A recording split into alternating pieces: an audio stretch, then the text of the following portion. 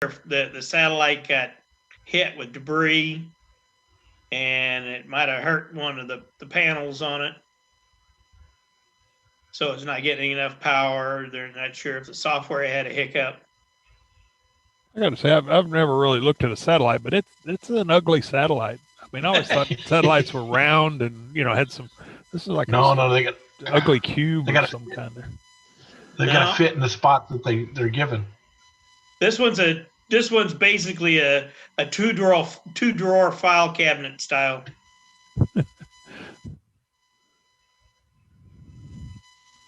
Huh. But it had a lot of technology on it for its time.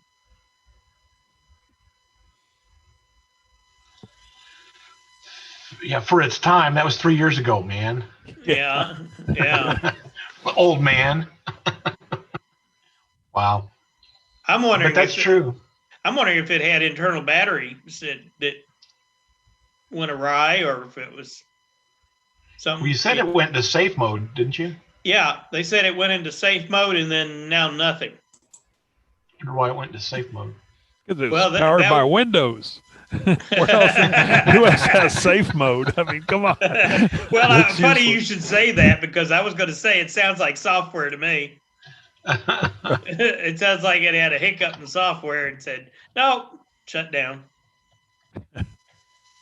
And you would think that on these newer satellites, they'd have a fail-safe that they could work around and get it back up. Like Linux. Well, they probably do, but it's probably just, that's what last night's was. It went to safe mode, and it'll wait there until it gets whatever the problem is. Maybe it's power. Who knows? Well, they checked it twice today, 2 different times, and no good results from it. So this week they're going to work on trying to make contact with it and see what they can do. They really don't want to lose it. Yeah, I bet. Oh, by the way, two of the scientists talking today were hams. They were not very happy. There we go. Well, okay. Stop talking about Don. He's back.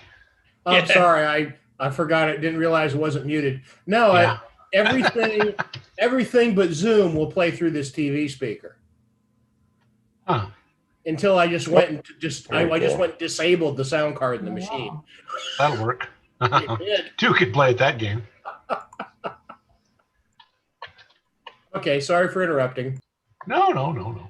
So satellite AO91 is dead. Yep.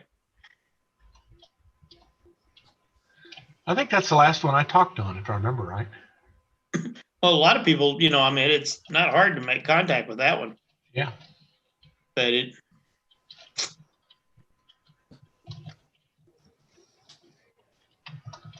By the way, Mark, congratulations on the Tecumseh contact with the space station. Oh, that was cool, man. That was. I wish we could have had 200 people there, but the kids did great. They had a great team. I don't know if you've looked at the page recently, but we've got video up there. I saw it. We've got Mike Askin. I don't know if you know Mike Askin. He's on KGFF Shawnee Radio.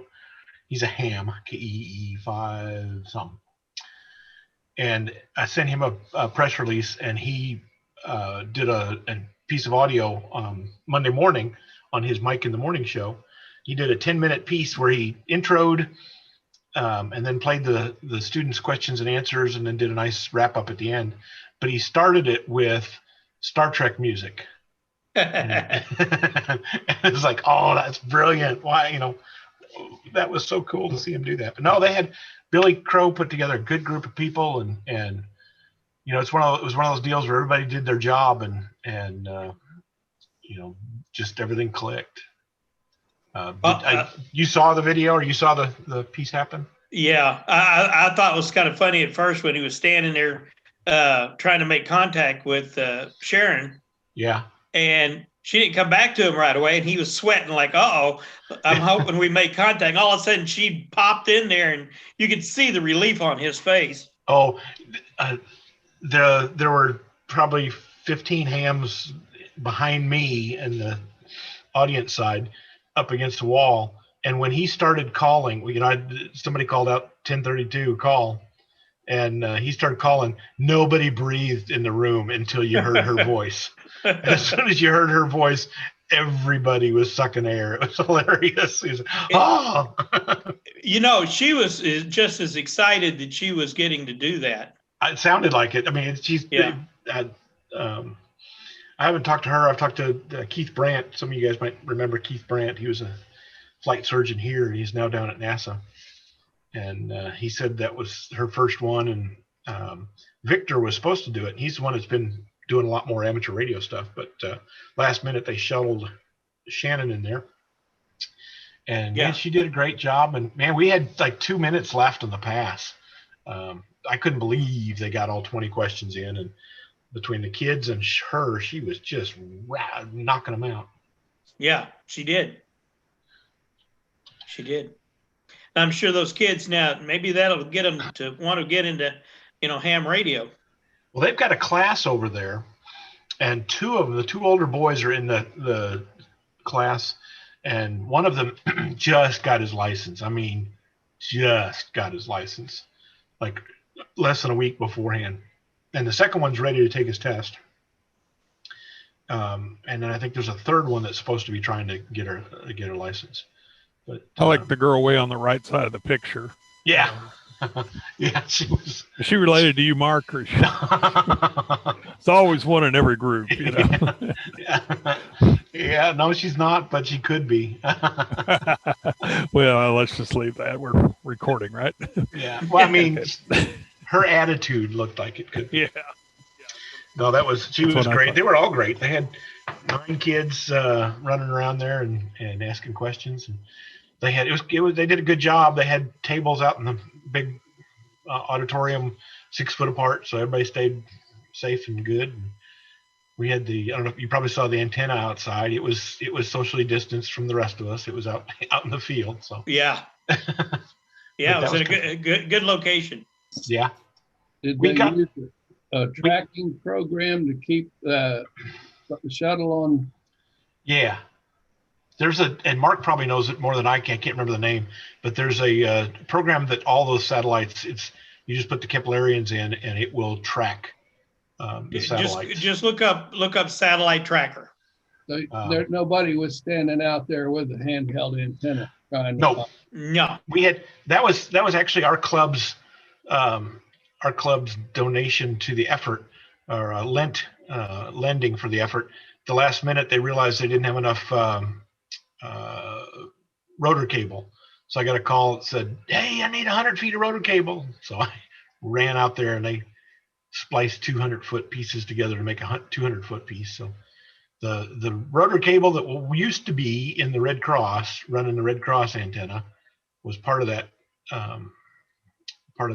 effort. So that was kind of cool.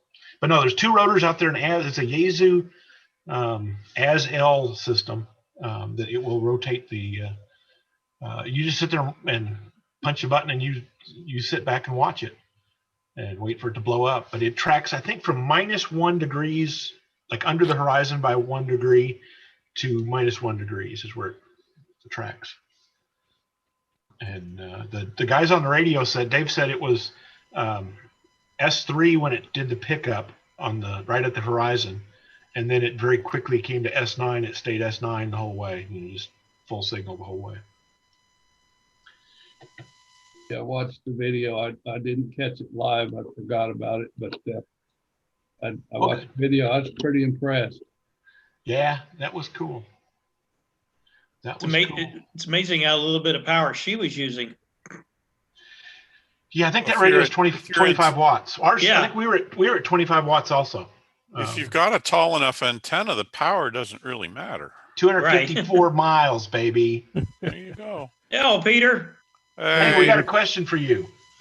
Yes, how may I assist you? Oh, I was going to give you something for the newsletter, and I completely forgot. But anyway. Well, we'll just do it again next week and try it out. I'll forget it next week. That's good. Oh, that's probably true. Have a question about the D-Star at the Weather Service. Have reports that in the last 2 weeks, it is back to non-functioning. Have you any input on that? No. Do you have a way to test it? Not easily. As far as I know, the gateway is up, but that means very little, unfortunately. Gayland said he should be able to hit it from his house, And and cannot. he could not. And somebody else had something. I walked through the deal with the power supply thing, and no, it was after the power supply thing. So we're just curious. The gateway's up, but that doesn't actually mean anything because they're separate pieces. You can't run a software test back to it? Oh, ICOM's not that smart. Well, you don't know if it's our RF deck problem. Then it could be. It was when we figured lightning took it out in April or something, April. It goofed up the gateway machine. That was easily rebooted by somebody I work with who did what I told him to do. And I got back in, and the gateway was all full of power fine. and put it back on. Yeah, pretty much. Yeah. And that was all fine, but I didn't make it work. And I eventually went up there. It's the only time I've been to the Weather Center since March, and found out that the power strip that it was plugged into, which was a nice one that N5KUK provided, that has an IP address on it, was dead. So I wired around that and put it back on the air, but I don't know what's going on. I'll see what I can find out. I don't know who's over there with a D-Star machine or D-Star radio. Does Gordon have one? No. I don't know. I don't know. I don't know. Yeah, that. What? Good morning, gentlemen. Oh, I'm sorry. You have the wrong Zoom room.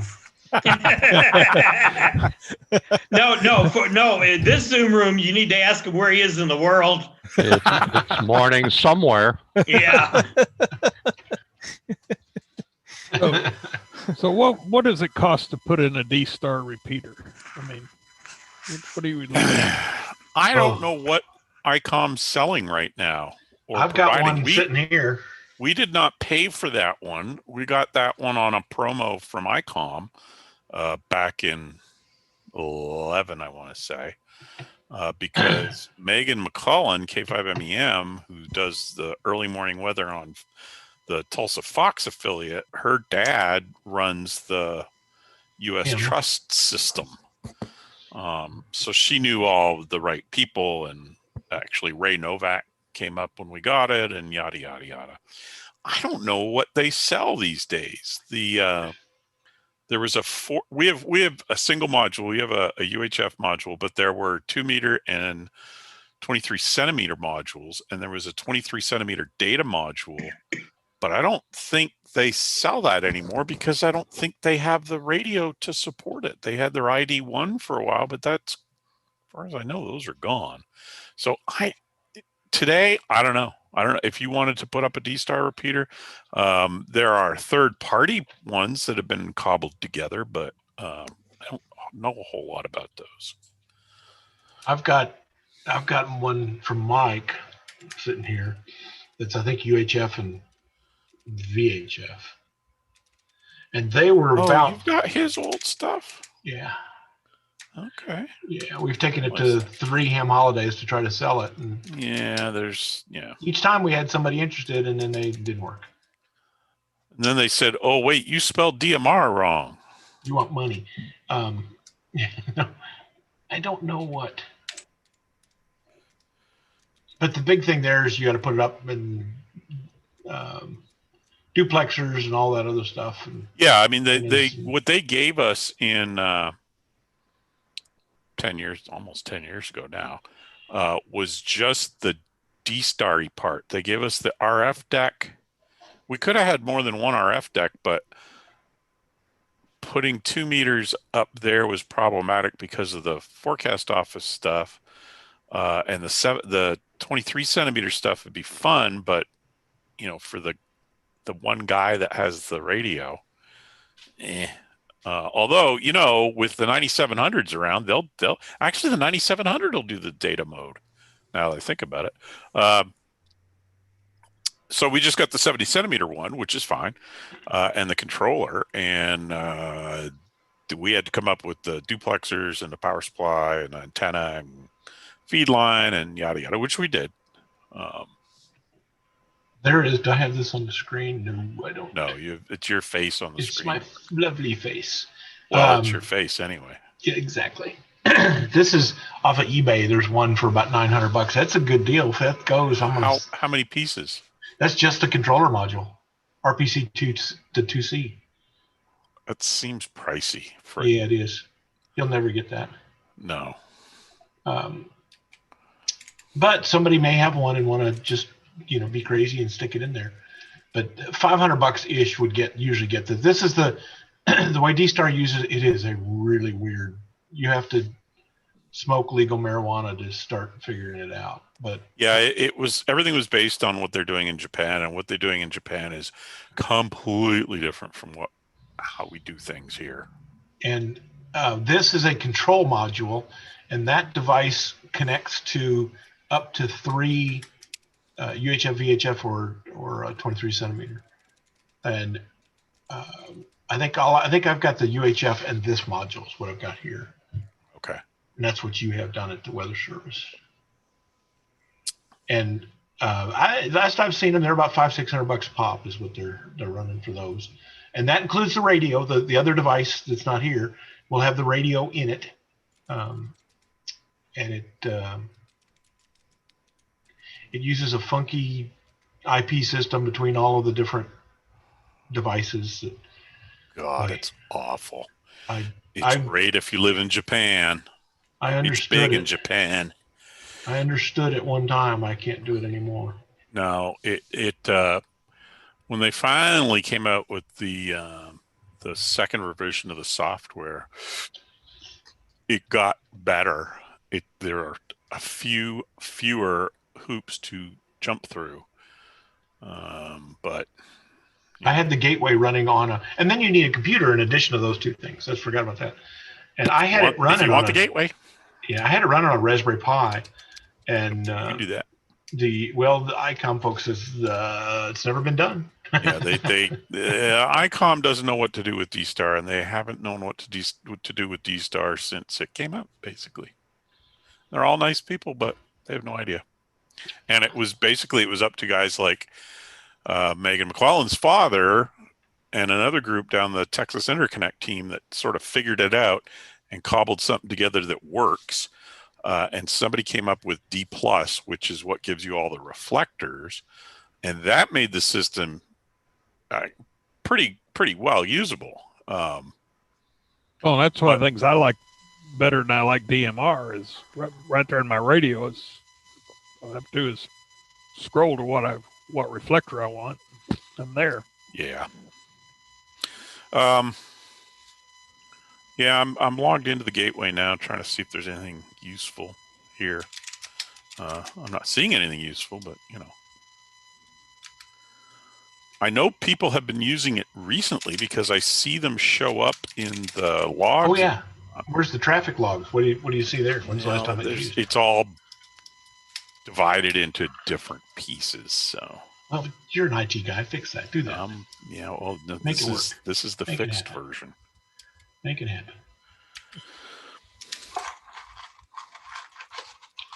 Let's see. Ken showed up. There's Ken. How's Ken? How's the QCX, baby? You got it running? It's running.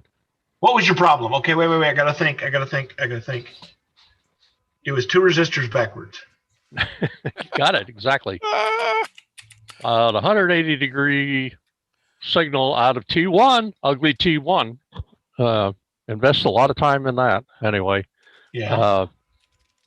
Going to the quadrature circuit was not very good, and I got a scope on it and finally decided I couldn't barely read it. It was so noisy, the signal, and it appeared to be in phase rather than out of phase. So I went back to the transformer, messed with all the solder connections, and lo and behold, it got a signal, and I was listening to ARRL on 70475 tonight, just fine.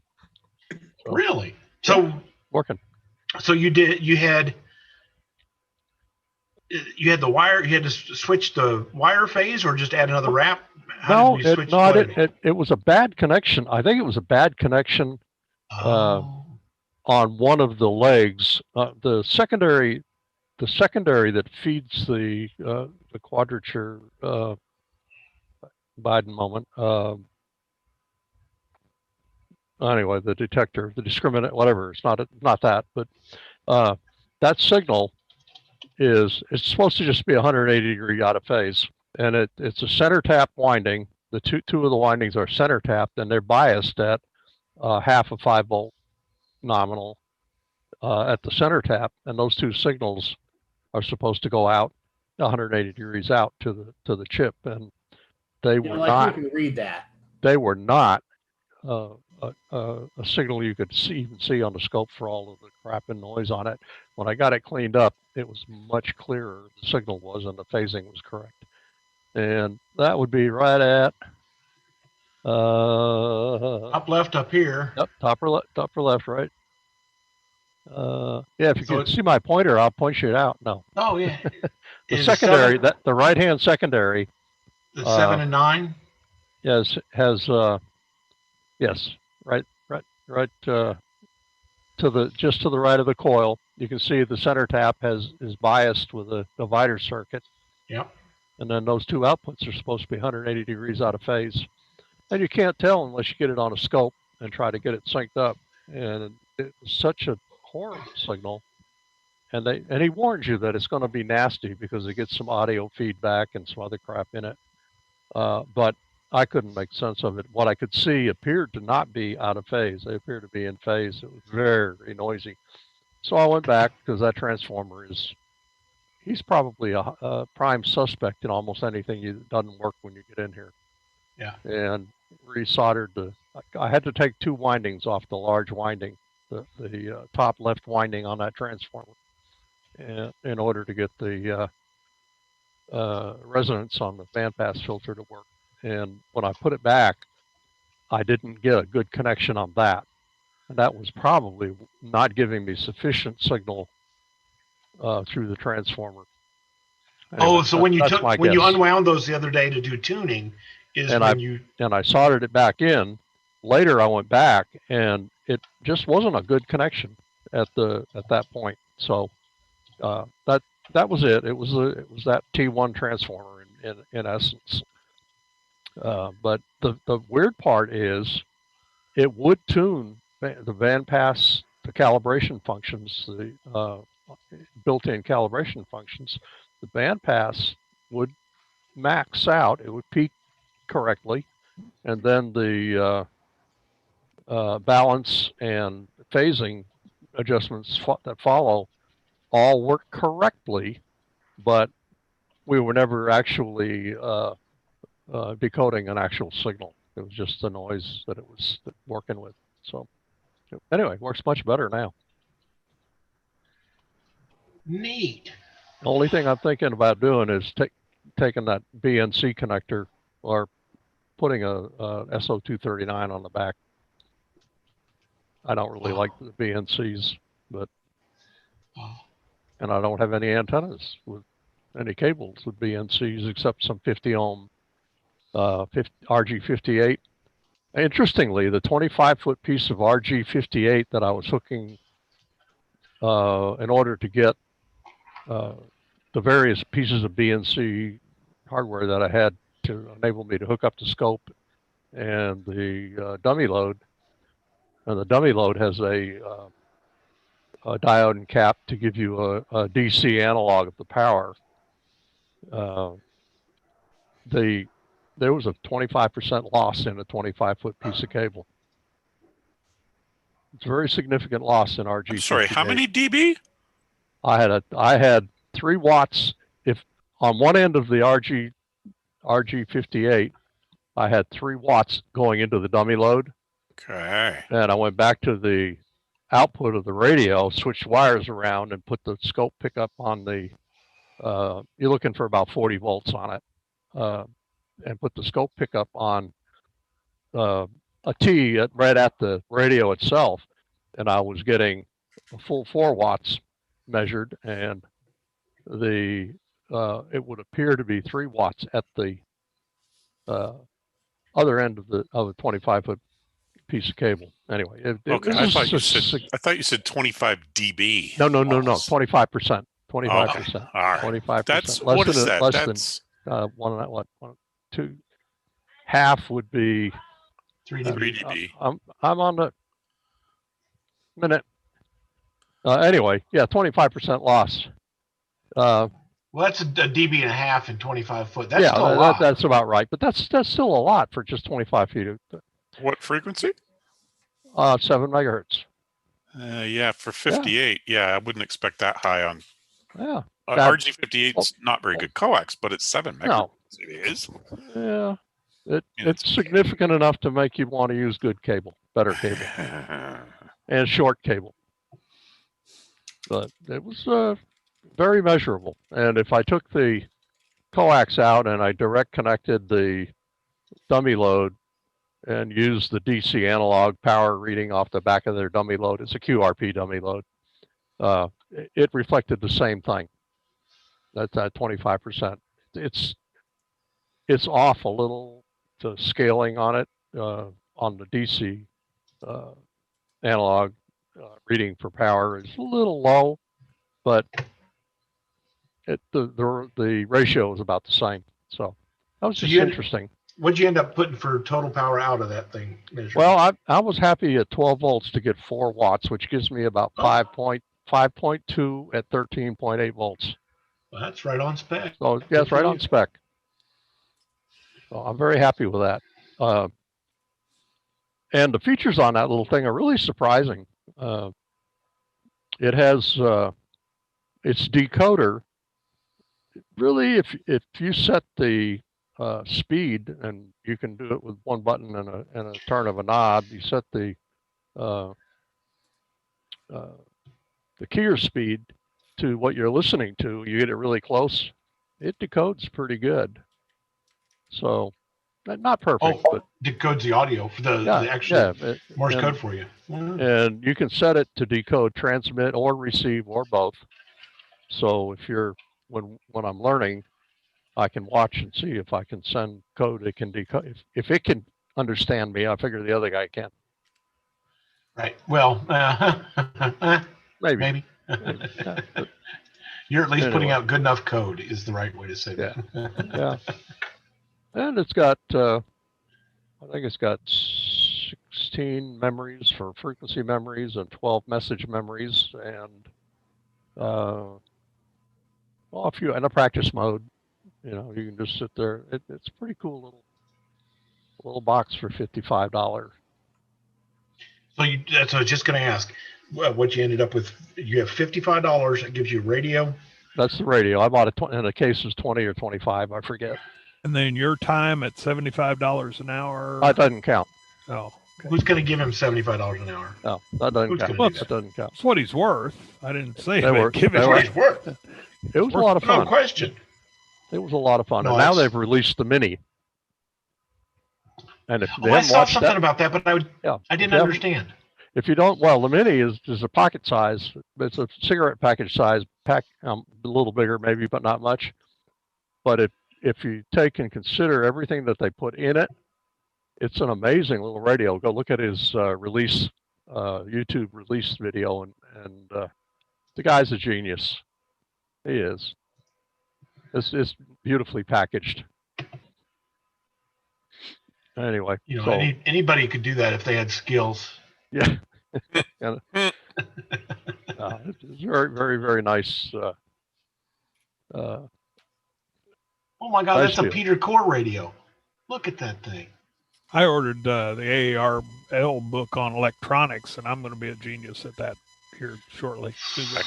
We'll be looking forward to some really cool things from you then. We knew him when. Well, I've got a head start. I know what a resistor looks like.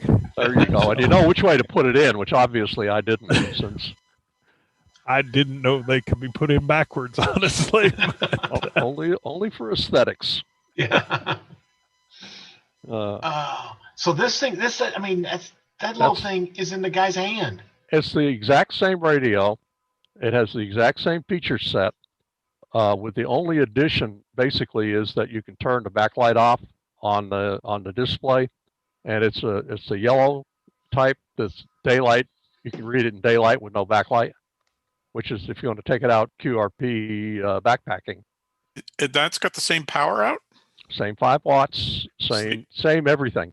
Because the control stuff is what he did is he took and put a lot more surface mount. All the op amps are surface mount. He shrunk a lot of it down, but the stuff that you build is essentially the same coils and. But you're not building. It's already pre-soldered for the op amps, right? All the surface mount stuff is pre-soldered. It still has some through-hole construction you have to do. You still have to calibrate it, and don't lose any of the surface mount devices in any of those holes for the through-hole stuff. Yeah, no, they're already mounted. They're already. Oh, okay. They're already. Yeah, they're already mounted. Tiny. They're already very mounted. Wow. Anyway, watch the video. It's fun, and you look at it and you wonder, well, when he first opens it up, you go, how do you get it apart? It's a little puzzle, but he's done it's brilliant. It really is. It's literally the same exact radio that you have, just smaller. Just smaller. Now the first radio was the third smaller than the current Plus model, and they spread the Plus model out so it would be easier to build, and they could get the controls mounted on the front in a decent manner.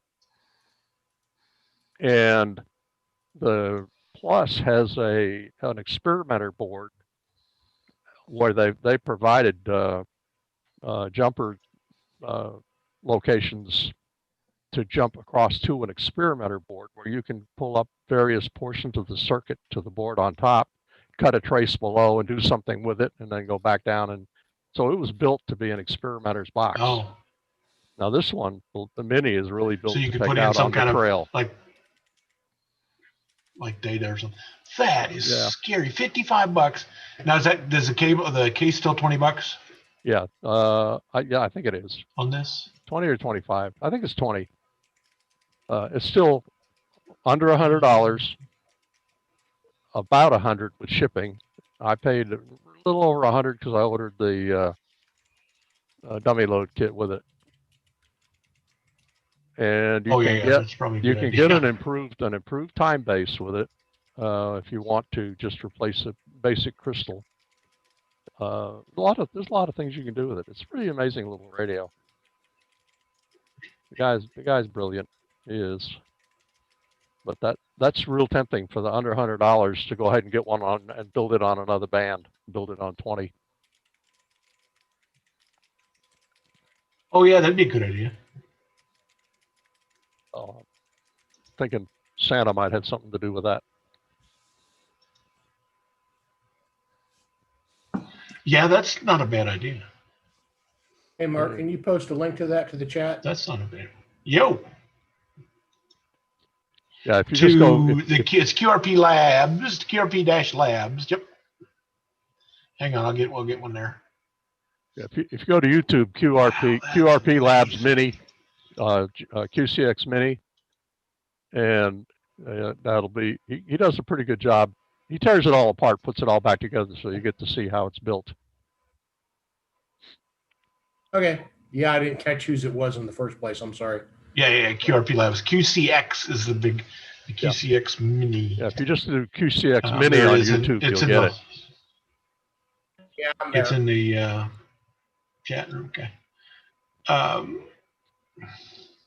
Wow. So I'm having fun with that anyway. I can't wait for his sideband radio.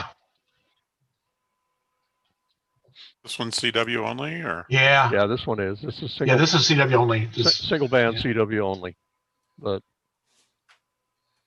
Oh, QCXQSX? Is that how it goes? C for CWS for SSB? Yep. Well, except the SSB does CWSSB, digital, really socks, underwear, Socks SDR and radio. underwear? Man, that one, the guys in, the guys in Tecumseh were all, say, yeah, it's supposed to come out any time now, 3 years ago. Yep. So even that crowd's looking for him. But he's too busy selling these. Pushing nearly 12,000, I think, at the moment. And that Mini. That's what he said was he took like 100 orders in the first 5 minutes after the Mini went on the market. Good for him. Yeah, he's doing really well. It's awesome. And he keeps it cheap, though. I mean, he's not being greedy about it. He's in Turkey? Where's he at? Yeah, he's in Turkey now. Yeah, Turkey. He was in Japan. He was in Tokyo for a number of years. And he had a bunch of ladies that were assembling the stuff in Turkey. Yeah. So he moved over there. Well, and they do assemble them. If you want it built, you can buy it pre-built for a nominal fee. I'm not sure what it is. It's not much. No. Might be worth it. He's taught a bunch of people how to do that.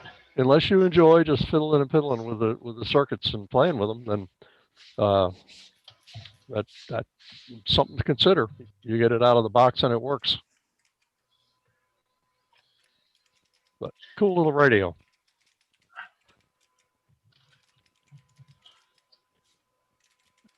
I need to sneak inside for a minute, so I'm going to step away here. All righty. Thanks for the report. I'll be back in a minute. That's pretty cool. That is pretty cool. Hey, Mark, did you see that, talking about radios, did you see that Bridgecom's offering a new radio? Oh, God, really? And yet another one? Yeah. Guess which one? I thought that was a weekly thing. Yeah, no kidding. We did this last week. You're right. The XIE, what was that? The XIE Xeigu G90. G90. Oh yeah, that's ancient. That's like 2 weeks old. Yeah. That's but they're selling it now. Yeah. And they want to let you know 50 times a day. Oh, it's out? I mean, like they're shipping? Yes, they'll say. That's a big deal. Yeah, they said they're shipping it.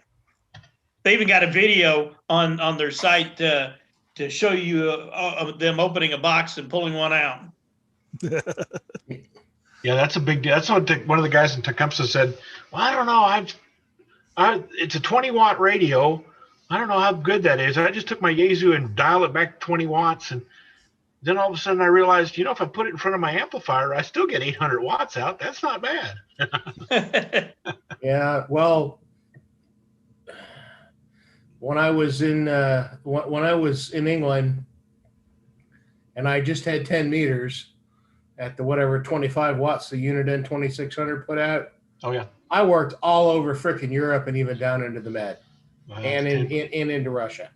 That's 10. With a freaking crappy half-size G5 RV inverted. It matched, let's say. I don't know how efficient it was, but yeah, 20 watts will work fine. Yeah. Yeah. Especially if you're pounding digital stuff. I didn't know they're out. Well, cool. What's Bridgecom selling them for, Mark? 4 1/4. I didn't look at the price. 4 1/4. Just looking at it earlier. That's cheapest I think I saw there. So, and Bridgecom's a good group. Oh my! So they just sent me another email a few minutes ago. Oh really? Same radio. Yeah. Oh, the unboxing video. Oh yeah. That's what Mark was saying there. Yeah, I saw earlier they had the unboxing video.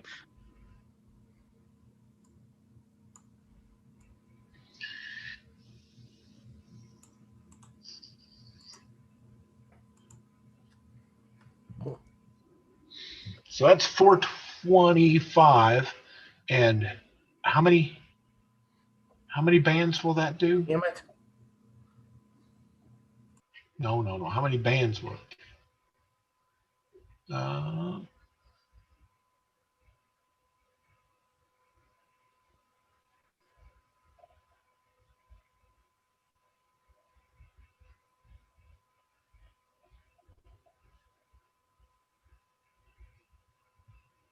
I'll see it. Do you know what bands it'll do, Mark? No, I thought it only did 4 bands, but Oh yeah, I think that's what 10. What was it? The 4-band is the little $250 model. oh, that's at 10, 15, What is that? 20, and 40. GM1, something Yeah. like G1M or something like yeah, something like that. Mark, the 90 might cover all of them up the gamut. 90's got a pretty good, a lot of happy people with it apparently. I stand corrected. It looks like it's 450. Oh no, it says 450 at the bottom, but it's 425 when you put it in the cart. Oh, cool. Now that one does 20 watts. It says 0.5. Yeah, really this one's like 20 watts. Right here. You like your what? I really like mine. I have it right here.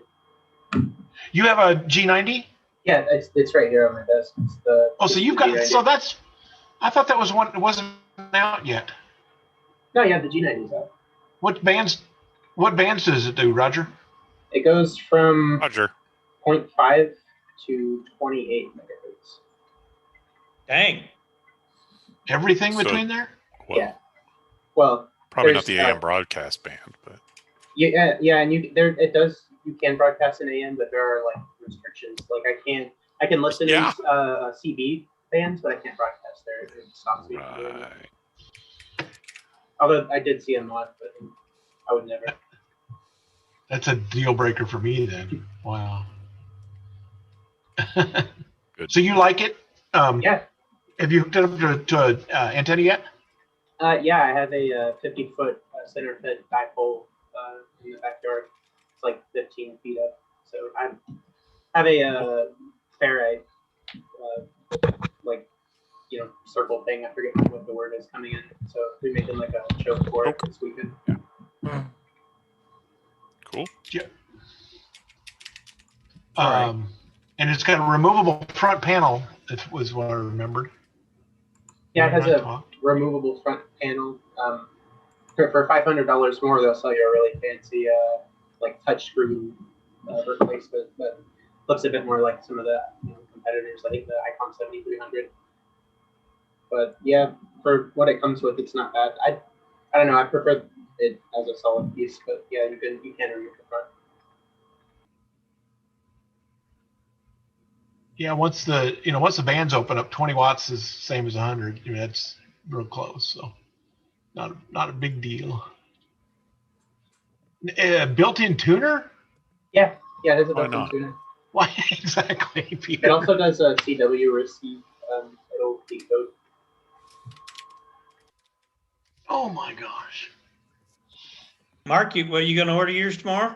No, I don't need more stuff. I need less stuff. Oh, I was gonna go get it, bring it from the garage. I got my my Heathkit 2060 tuner showed up last night, and I have not opened up the box yet to see how many pieces it's in. Look at that voltmeter on the front panel. Holy cow!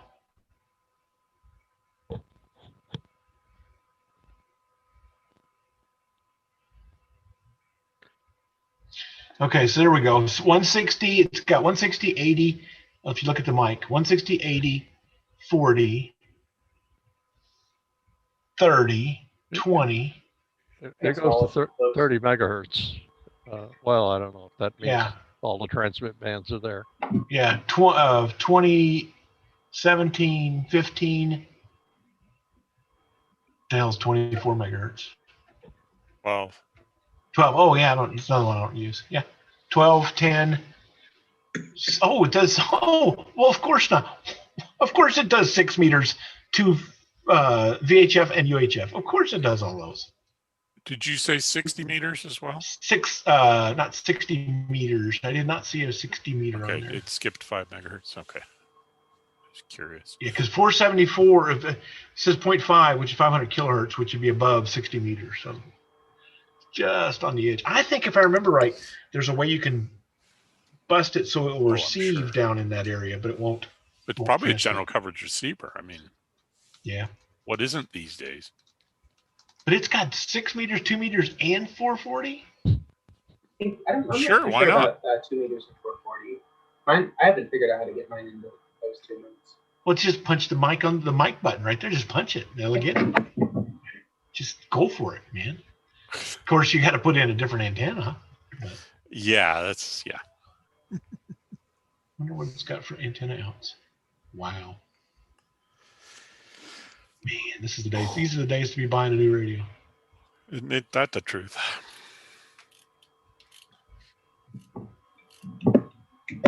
Oh, there's the front, the detachable head. Oh man, what a mobile radio that would be. Yeah, And they've got a large screen like the CSI BFD. Yeah, that's what he said. Coming was it out. 500 Yeah. bucks. Is that what it was? Yeah. Yeah, it's already out. It's called the GSOC, the GSOC. And then there's also I believe Radioddity sells or it might be Xeigu themselves. They sell an inline amplifier to get you up to 100 watts for it. So you can kind of upgrade it piece by piece. It's like a starter rig, you know. Yeah. But yeah, I guess you got to the tuner then becomes a problem if you do that. Yeah. Yeah, it does. Yeah, I've been talking to some of the YouTube guys, and they're because Radioddity just put out a really cheap, I think it's like $150. It's a 100-watt amp just for the Xeigu G90, and it's been causing SWR issues from what I've heard. But they don't really recommend it just yet. I think they're still working out some things. Yeah. Hang on, it'll get better. Is what they're saying. Oh, I guess that's a coiled cord, so you can move the front panel. Ah.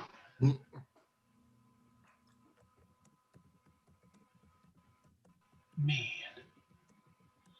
Peter, we need 3 of these.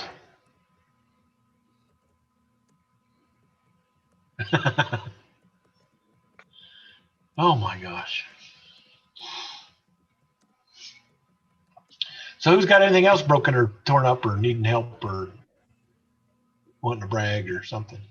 Well, I knew it'd be you. Was it Cox? Really? No, no. It has something to do with a Radio Shack 212. Oh. Nobody knows who made those. Is that the one I've got? Uh-huh. Yeah, I saw it today. I touched it today, in fact. There was a bunch of good radios, and they're the same as like they're Kenwoods that look identical to them. It's weird. Mm-hmm. I don't know who built them. I mean, I know who branded them, but I don't know who built them.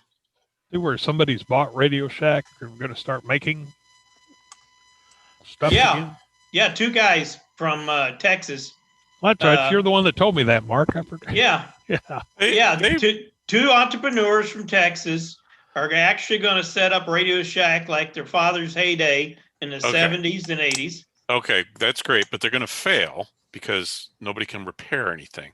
And the weird thing is all their marketing stuff was like as if Radio Shack had been gone for 5 years. It hasn't. I've ordered stuff from them. I get weekly mailings until September. Well, what went away was the corporate stores. They're still franchise stores. Still franchises. But they still also Radio did Shack. away with the brand, the scanners and all the... Oh, yeah, because there's no money in them. But there's a Radio Shack Express at Hobbytown, assuming Hobbytown's still in business. Yeah, there's one in Edmond, one in Norman. Yeah, I mean, they didn't go away. And then there's now, Mark up in Derby. Because something happened because these guys bought it. But it was just weird. They're going to do it totally online. It won't be. They won't have any brick and mortar stores. They're going to do it totally online. You can buy your parts just like you did off of the old swinging door. That's already there.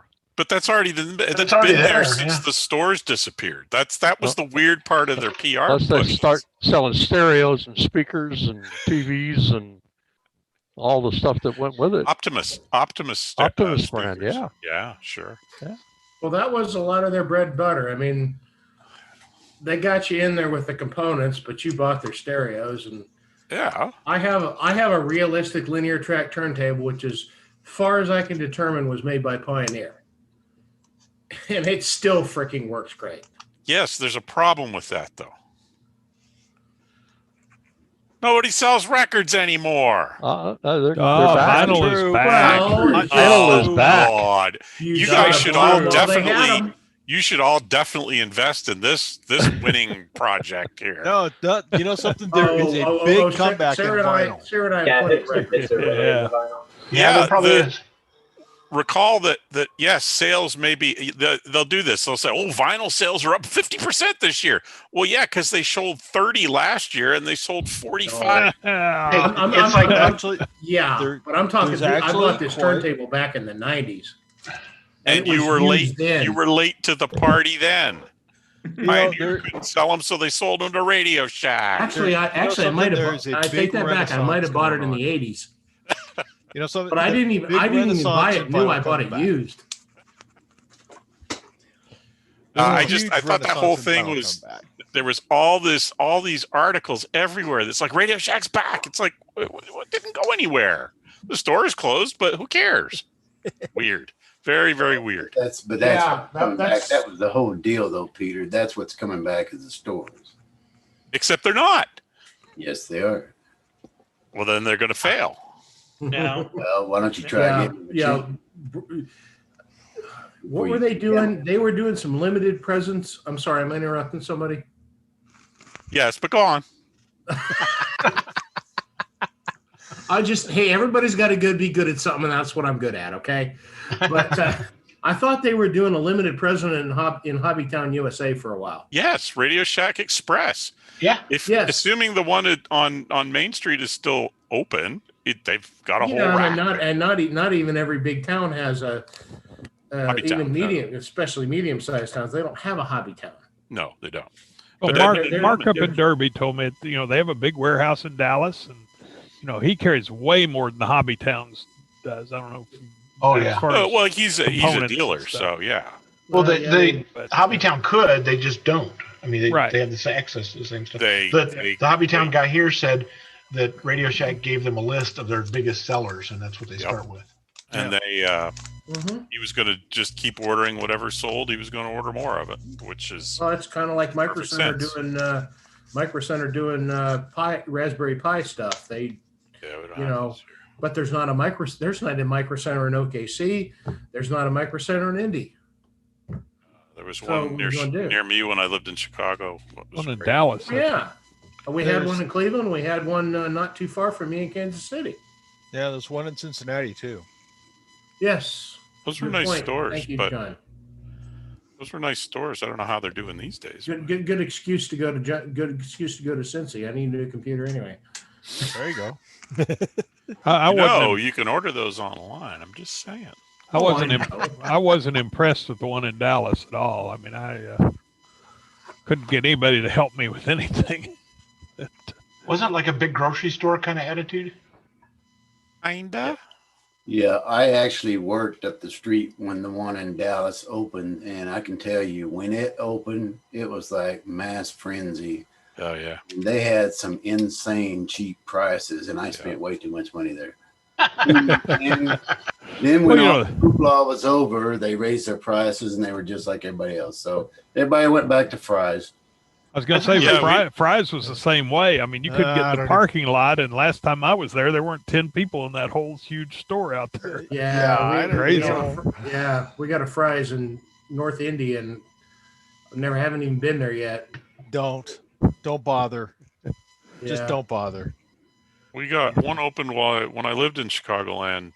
One opened right near me, and there was a lot of hoopla when it opened, and they had a lot of neat stuff, but it was okay. Well, back in the when they first opened, they really catered to computer guys and to the hobbyist, but they've just plummeted. It seems like. Who's bought a computer in the last 2 years? Oh, bigger than that, who's built a computer? Right. I just I did. It's a niche market. Well, it's a niche market, though. Now it really it is, is. yeah. It always has been. 10, 15 years ago, it wasn't. And no, true. No, True. I used to buy floppy disks by the 1,000. And then you like to have 1,000? I think I've got a case here. I suspect Mark still has 2,000 or 3,000. Yeah, 1,000, that gives you about a gig of storage, right? Oh, it was, but we could. I mean, you could buy 1,000, and then, guys around town would say, "I'm in for 100. I'm in for 100. Give me 50. Give me," and boom, you could easily do it and save a ton of money. Well, knowing the same with CDs though. Knowing you bought the single density ones and then punched the hole, right? Oh, so you can flip it over, yeah. Hey, I had a device that punched the holes. Yeah. I used an X-Acto knife until I never did have the device. That was too cool. But yes, I had used an X-Acto knife. Quit giving away all our secrets, man. Yeah, but you had to use your degausser. I've got one sitting here somewhere. You had to use your degausser to degauss the X-Acto knife. Otherwise, it could. They made those in Weatherford. Yeah. 3M had a plant over in Weatherford. Yep. The machines to make them were built across the street from my office in Norman. What was it called? Intech is the company that built those. And it was uphill both ways, right? In the snow. Well, if you've been to Woodward, you wouldn't ask that question. It is uphill both ways to Woodward. And a low bridge, or is that Enid? It is a low bridge. No, that's Enid. That's Enid. Yeah, that's Enid. Anybody besides me sit on the Enid Hamfest extravaganza on Saturday? I'm signed up, and they sent me a link, but I don't know how to log in or whatever. Oh, it's just a direct link. It's just a Zoom link. No, they just sent me a YouTube link. Oh, okay. It's just off my page. It's a YouTube page. That was last week, wasn't it? Last Saturday. Yeah. I can't view it. I can't log into it. No, because it was last week. Well, but YouTube's still, the video's still there. Oh. There's two good presentations. And the reason I'm bringing this up, there's two good presentations. Well, let me put it this way. There's two that have good information that were there. Unfortunately, 3 guys did not show up, which was the sad part. Oh, that's rude. Yes. I think it was no confirmation. So they had, I found out later at the end of the deal that somebody was in charge of the whole thing, was a military guy, and he got transferred like 3 weeks ago somewhere else. So it was like, whoops, let's pick up the pieces. That's why I got a phone call that says, "Hey, can you run it for us?" I'm like, "Sure." Oh, okay, that's too good. Yeah. So, but it was technically it was there. It was just a matter of the nothing there. Well, we got a couple of days to sort this out. I'm presuming this is like a normal 8 to noon Saturday thing. Well, it was last Saturday. It was from 8 in the morning till it was 7 hours of videos. What I ended up with. Oh, it was cool. Oh, I missed it. Oh, geez. What I was trying to tell you. That's what Peter's been trying to tell you. So why were people pushing it? Oh, okay. So what I guess they were pushing it last week because it was that weekend and not next weekend. Okay, well, then I guess they're welcome to my money. There you go. The two presentations. One of them, it was recorded and it was really low audio and low energy, low audio. But that was Chuck Abramson from ABR Industries. They build coax connectors, build coax itself out of Houston, and he had some really good data there. But it's tough to hang on to. The information's great. It just low audio kind of. I mean, there's low energy, low audio out of the deal. But the fun one is that was phenomenal, and you're going to see him at Ham Holiday, by golly, is Regal.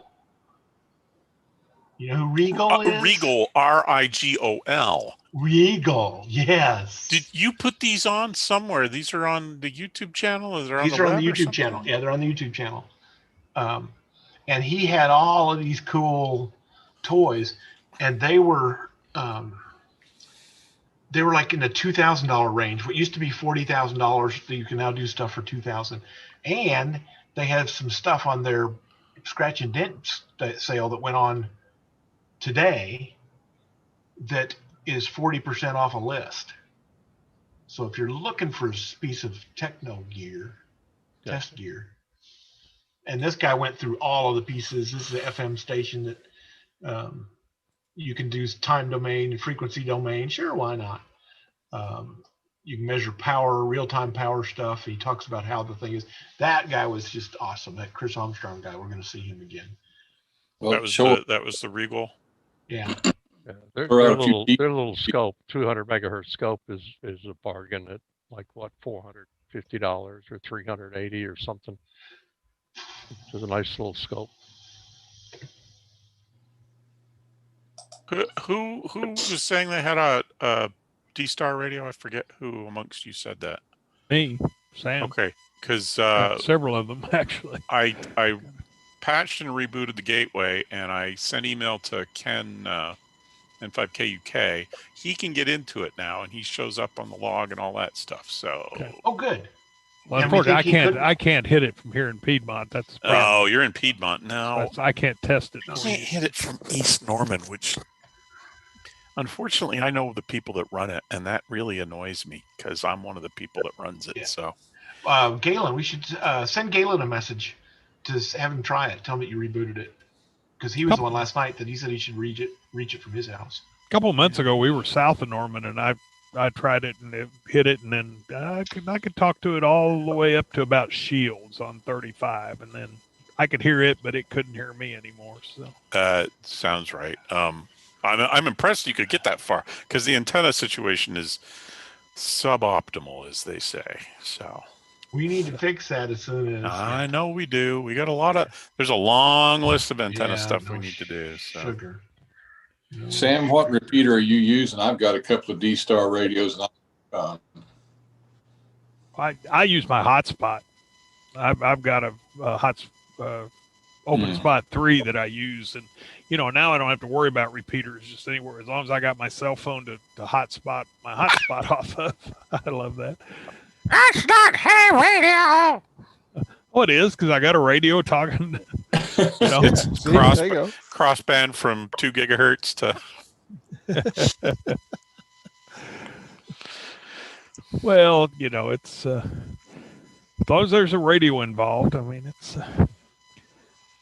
Sam, you're keeping up with the times. Yeah. Just one of the cool kids. Yeah.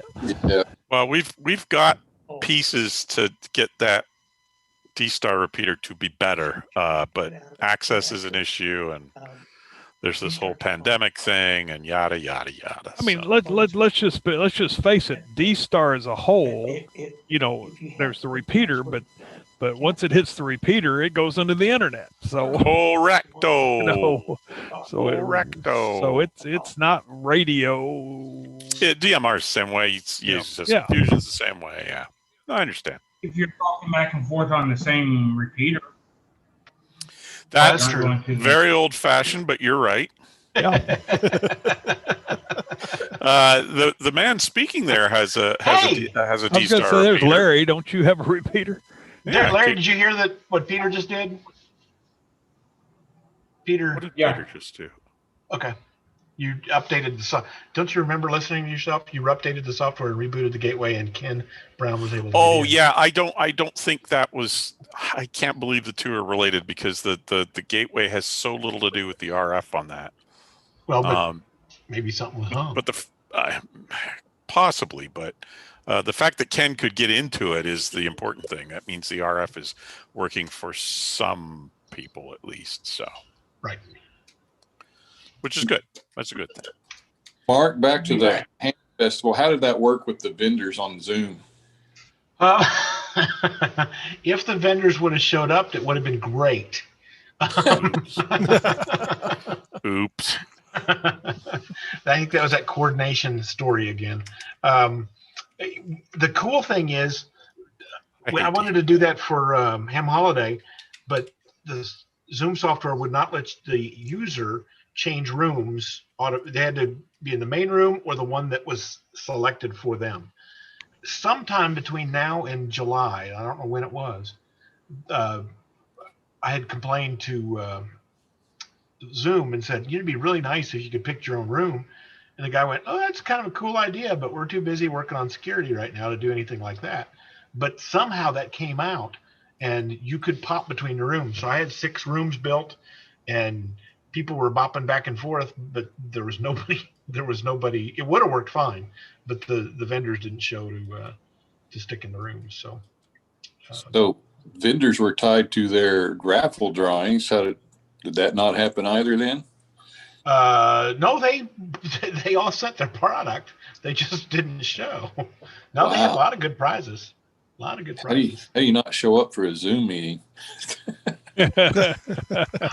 You drink too much beer? I don't know. Yeah, I mean, it's essentially. Now, wait a second. I always show up. Good point. Beer or no beer.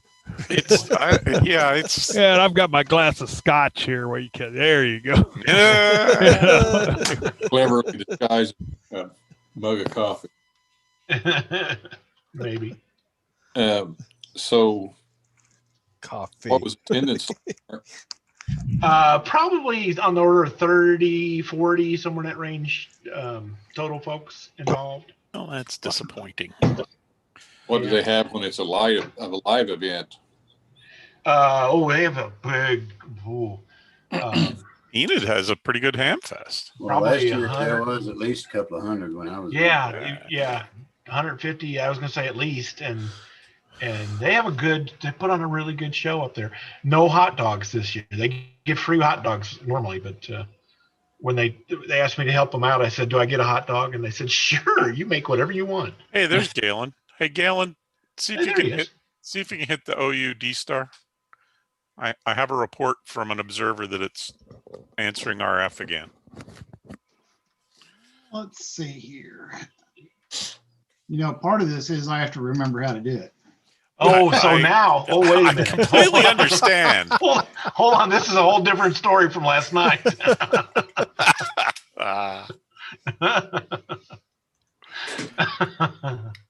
That's funny. Yeah, that's kind of tough with this. WX5MOR test. Did you see him, Peter? I did not yet see him. Did you get a chunk back? It sounded like. Yeah, I don't know because I've got my headset plugged in. Oh, weird. And as you can see, I don't have it on. Wow, that's different. I've never done that. Well, since 6 o'clock when I finally found my earbuds. I wonder if our reception has dwindled even more because it didn't see you. That could be. I hadn't thought about that. You could have got ice whacked. Possibly. Yeah, it's not seeing you. Time to take a trip. Well, no, because the problem is the trip is going to involve new antenna, new feed line, yada yada yada. It's more. Oh, who's that? Larry and Blanchard. What's he doing there? Hey, did you come in RF or? I think so. Gateway at OU, located at the National Weather Center in Washington. Are you RF'd in or dongled in? RF. Good. Just like a real ham. There you go. Look at that show off. Okay, What I miss? So that's good. So the RF is working. It's just deef. But Yeah, but we that's not new information. We've known Yeah. that for a while. So, But Larry got in from Blanchard. yeah, he's probably got a Could be. 400 element beam and 12,000 watts. So, No, oh, I The U5 TC D-Star Gateway at OU, located at the National Weather Center in Norman, Oklahoma. Who's that geek? I don't know, but I did it. My mouth was not. You didn't see me. Who's talking back? D-Star Gateway at OU, located at the National. Somebody's got I in their call sign 2 field because it keeps playing the ID thing. Sam, maybe KI5 SAM. Are you trying to get in off your? No. No. Try to get in off your dongle. It's not. It's upstairs. It's Oh, that's too much work. I get it. Yeah, it's nowhere close. Then I'd have to go find my walkie. Okay, so it's working for some value of working. It's no worse than it was a week ago, is what I'm trying to say. Well, I got into it, so that's good. Yeah. Oh, that was you. Good. Yeah, it was me. Yeah, I don't know why it's not showing me that you're making it in, but you are, but I don't know why it's not hitting the gateway. I don't know. I don't know what to tell you. You're registered. I know you are, so. Because an unregistered station would show up, but wouldn't be able to use any of the features. I mean, they could use it as a repeater, but not the gateway. So. I have a registration. Huh? I have a registration. I went in and signed. Hello, But it just said you're registered. It didn't give me a number or anything like that. You don't need one. It goes by your call sign. Okay. What is the command for showing me the registration?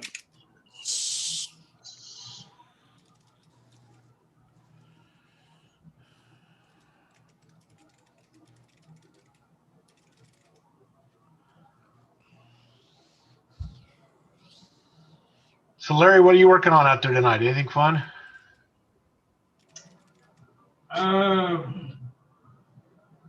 was just checking out some D-Star, see if it was going to work through a different modem. Actually have access to fiber here in this building. Oh, nice. Have it in house, but have it out here.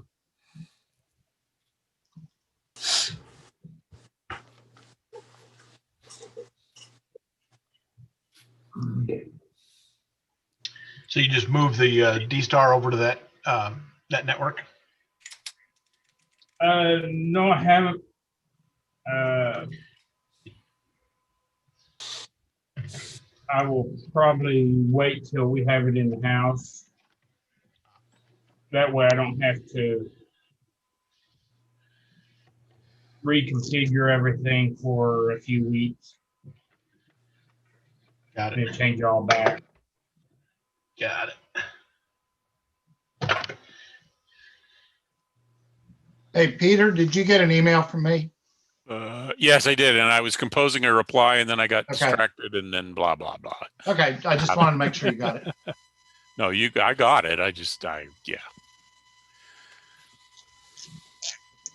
Forgive me being late to the party here, but may have already been covered. But any news from Lee? You know, he bowed out of the Aries net last night because of his wife, and I was curious if there'd been any update on that.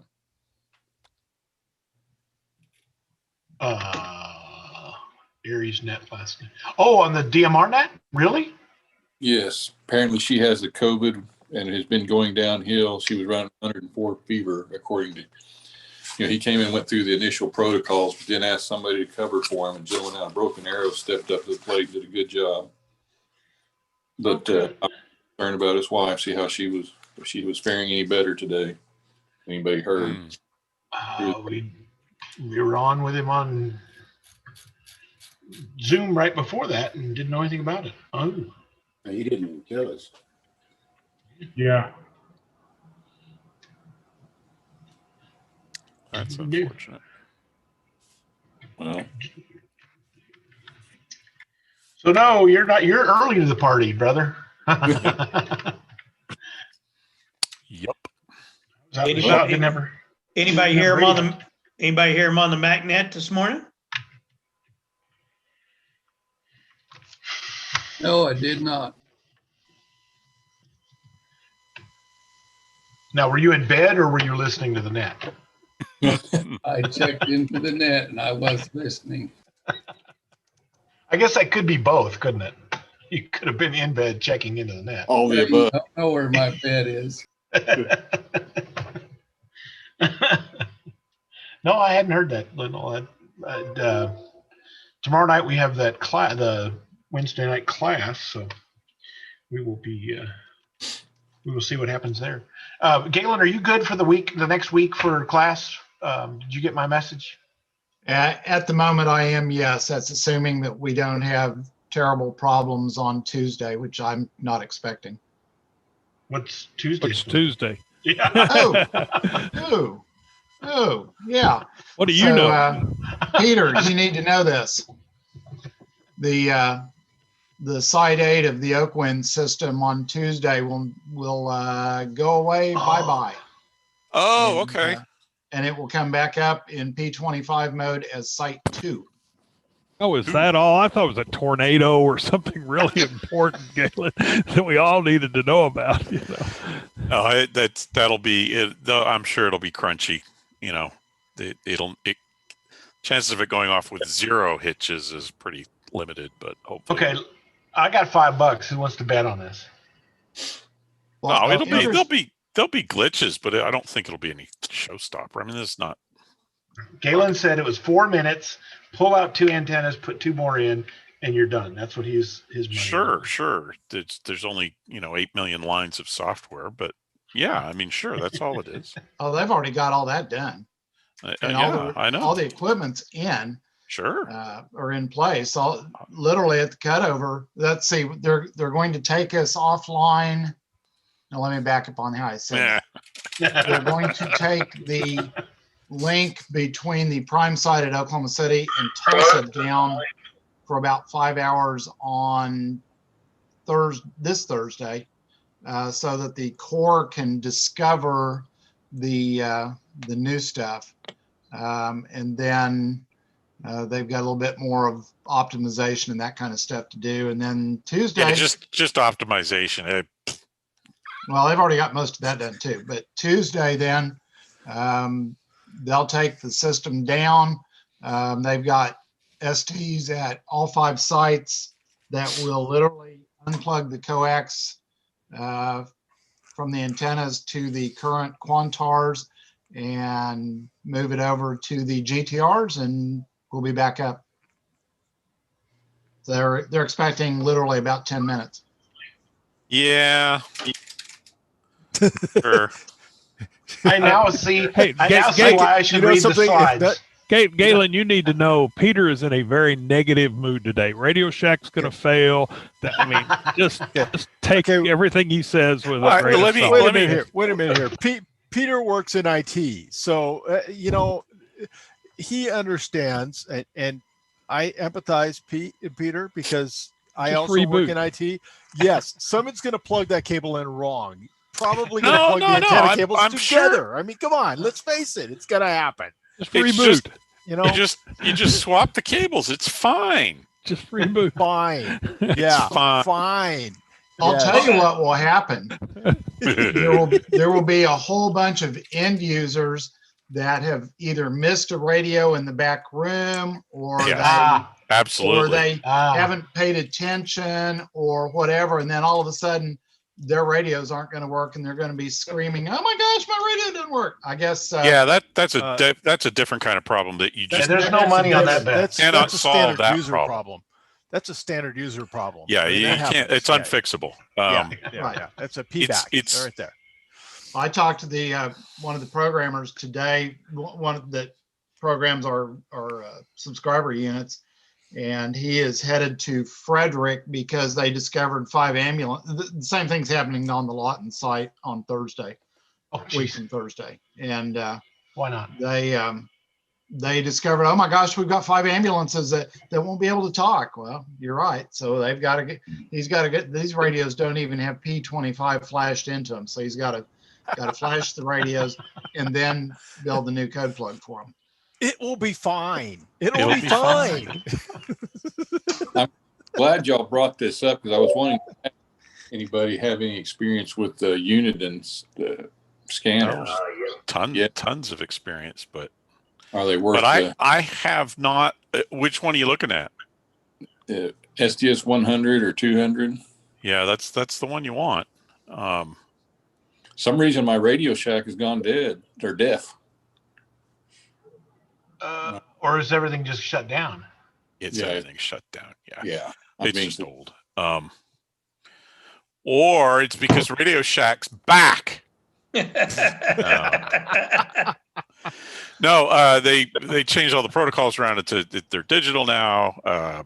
There are not a lot of old scanners that will work on it.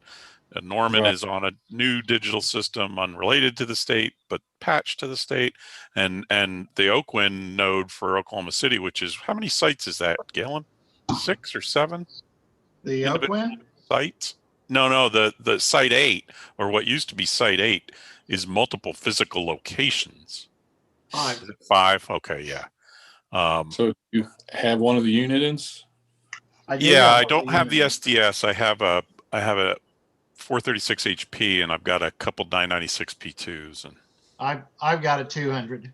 Oh, do you? Oh, that's right. Quick review on those various radios. They don't have crystals. No crystals are needed. Well, what's the fun in that? They are not plug and play radios. Yeah, well, my Pro 106 was not a plug and play. It was digital, but it didn't convert to the. It didn't do the TDMA stuff. Yeah, the last generation of the GREs. Yeah. Okay. So if you had a 106, you kind of know what you're in for then. Oakland's not doing TDMA yet. See, I actually first met you, Peter, at a dinner meeting of the Scanner Club. And how long has it been since that happened? Oh my God, ages. Mark, I can't think of his last name. Holy cow! Yeah. Otherwise, that'd still be lost. So yeah, those were kind of. We didn't have enough of those, but they were kind of fun. They were fun. Yeah. Nothing says nerd like Penner. No other access. Hey guys, I'm going to stay on, but I'm going to mute all this, and I won't be listening because I've got to run the net here in just a second. Have fun. Peter, you need to have a scanner club set up again.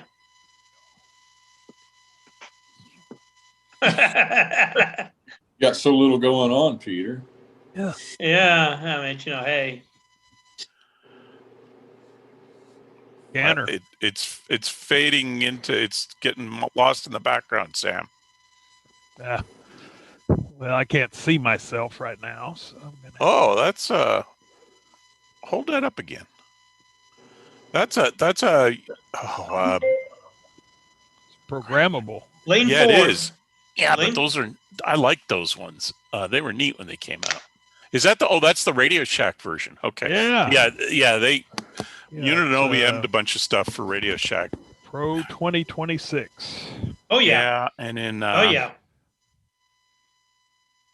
600 XLT is what that. If it's got 800 megahertz, it was a 600 XLT in Uniden land.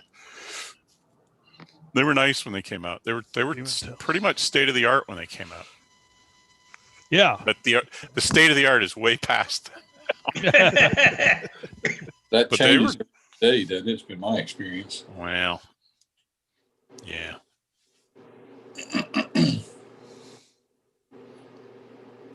I remember way back, probably, oh my goodness, 86, 87, when I bought my Pro 2004. The cool thing with that was it did UHF airband. And I was in the Air Force on an air base, so I could actually listen to air traffic. I was one of the first that did UHF It airband. was one of the It might not have been the first.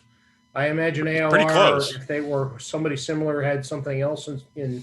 But that was the first one on the mass market that I'm aware of. 127 to 130.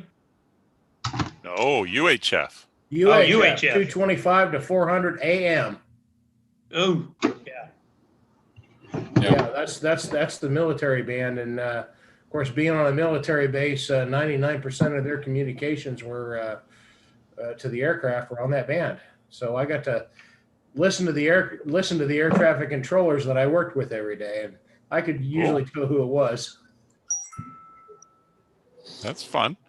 One of my regrets is when I upgraded to a couple of digital radios, I thought my Pro 43 wasn't go, I only took it to air shows. So I sold it, and this day I wish I'd have kept it. Yeah, it was roughly the equivalent of a 2006, right? I'm not. This one was. It's handheld, I remember, but it was a European model I'd gotten online, so it was much more than the regular Pro 43. Oh, yeah. Ooh, that was a very nice radio. It was a great radio. Just no comparison on the air bands. I don't know. The 2004 was pretty damn good. Well, I'm comparing it to my other Radio Shacks. Oh yeah, no, absolutely. Even like I said, I had their last, as he said, state of the art Radio Shack. Got right before the big announcement. Yeah, but I got a good discount on it, thankfully. So, and it's been a great radio. I just recently sold the Pro 164 because, like I say, things are going deaf, and I was been looking into the Uniden to get it back up to date again. Yeah, I hadn't listened for a long time, and with the lockdown stuff, I spent earlier in late summer, early fall, I did a bunch of monitoring, and it's just fallen by the wayside again because I got busy. But there's so much new system-wise that I don't have a good handle on. I can hear stuff in Norman, and I can hear stuff in Oklahoma City, and now I hear that Oakland is updating. So I think I'll just wait till it all passes by and then reprogram everything. Yeah, well, that's kind of where I was at. There was so much happening so fast. I wanted to see if it actually was worth it in the end. That's why I was asking, is it? The SDS stuff is supposed to be really good, and it's in phase quadrature. It does the IQ stuff. So apparently it does a better job on the P25 TDMA stuff than any other scanner. So mine works okay. And I've got an 800 megahertz beam that is not in the air, and I intend to point that in the general direction of a couple sites, which should keep the simulcast stuff from bothering me, but it's complicated. It's complicated. And nothing difficult is ever easy. I have heard that. I have heard that. Well, I've got your attention, Peter, also on the Siren Net. You responded to my email earlier. Oh, yeah. The reason I was asking is I was actually going through the website, and I don't know that this is what y'all were doing when you put out the call for. We don't know what we're doing. So, but I had gone through there and saw that there was several sites that hadn't been checked on in 2 or 3 years. Hey, if you want to take a drive, happy to have your report. Well, that's what I was going to say. Would it be worthwhile, or are they pretty? Absolutely.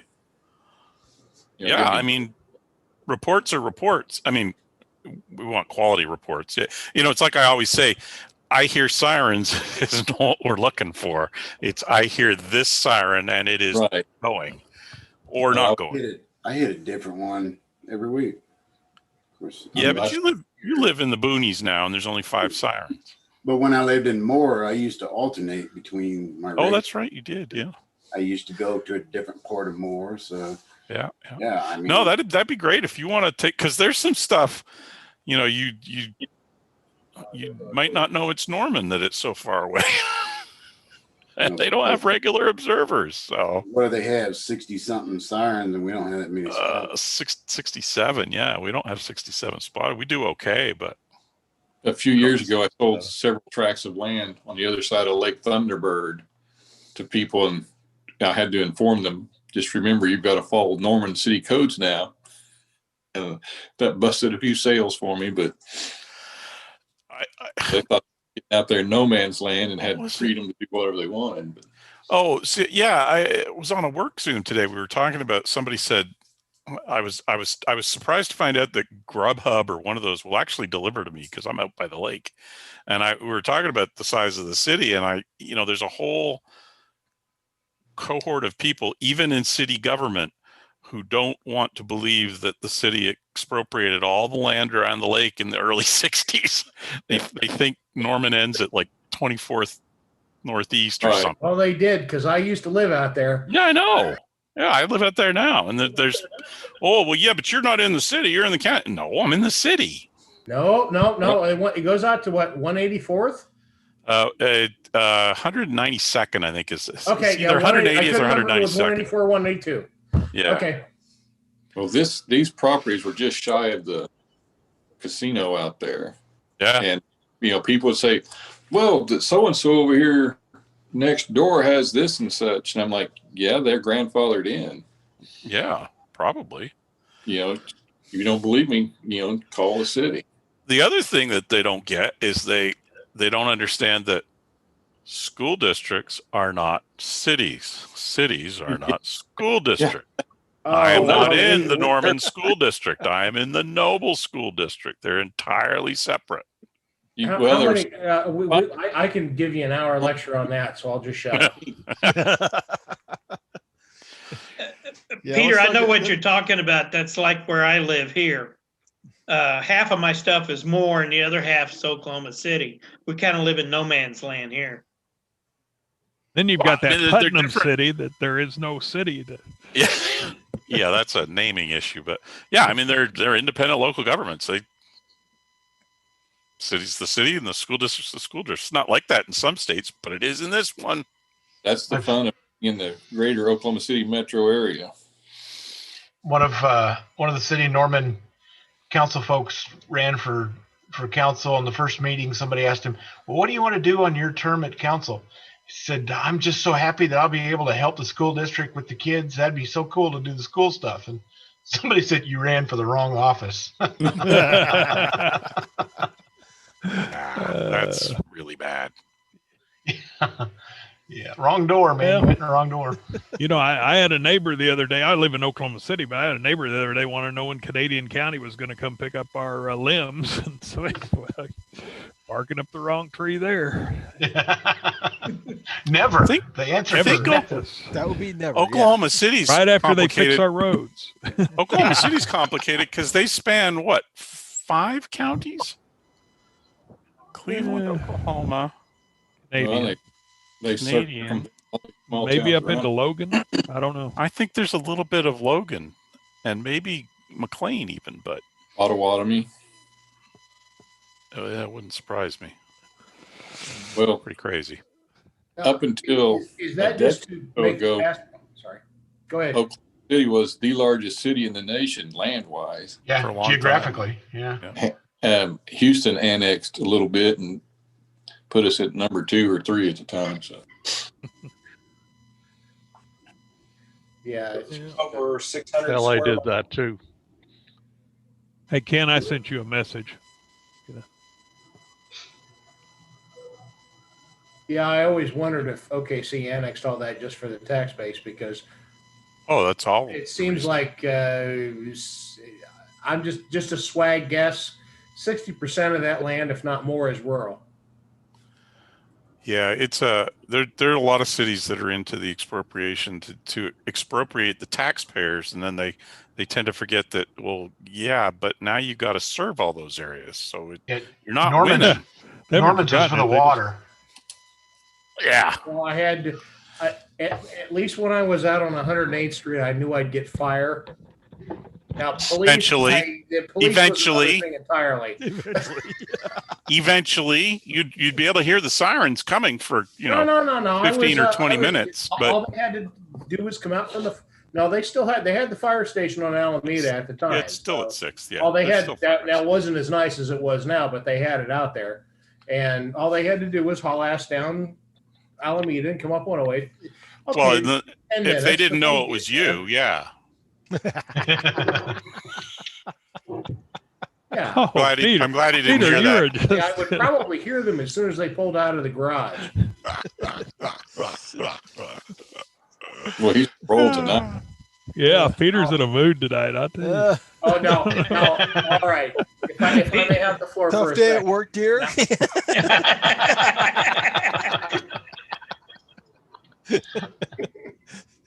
Peter needs an aspirin about that big. Or an ass kicking about that big. One of the two. Whatever. One of the two. I'm not Or a saying bottle. Somebody go get him a bottle quick. God, I thought I was having a bad Bottle week. of And I soap. just came back from vacation. I mean, geez. Yeah. It's so we used to live in Fairview Park, which was in a suburb on the west side of Cleveland, and the standing joke was if you called 911, you would hear the sirens before you hung up the phone because it was a small city. Chicagoland is like that too. There's a lot of municipalities that are like a square mile. In Chicagoland, nobody shuts a siren off. They just stay also on. true. Well, no, Fairview Park was quite a lot bigger than a square mile, but it was like but by the time you were done with them, they were already pulling out of the garage, and you'd either hear the sirens through the phone or you'd hear them on the street because they were actually smart and they put the fire department in the middle of the town. Imagine that. What a thought. Wayne, you're up. What? 2-meter net. I don't check into it anymore. What? I have my reasons. I'm surprised. If we may go back to the question on the siren net. Oh, yes. There's a Radio Shack. Is there some way to coordinate where Radiosity. duplicating effort? I mean, I don't want to be sitting out in boonies and some guy 100 yards away on the other side of the trees be doing the same deal. If you can pick out your target, are you getting the emails? Because we're having a little trouble managing the email list. Hit or miss. That's our fault, but we got to figure out a better system for doing that. I don't know how we're going to do that, but yeah, if you reply to that message and hit reply all, I usually make sure that everybody's address is in the 2 and not the BCC, or in the CC or whatever, and just let me. You've probably seen other people do that. Yeah, I'm going to hit such and such one today, and then Honestly, last saw some of that after I had made my original comment. It took me a minute to get caught up. I was behind the 8 ball on that. Yeah, we're working on the keeping the mailing list clean, and it was okay when I ran it and I was the only net control because it was all my own crap. But it's been how long have you and how long have you and Now he's gonna blame it on Chad and I. No, not at all.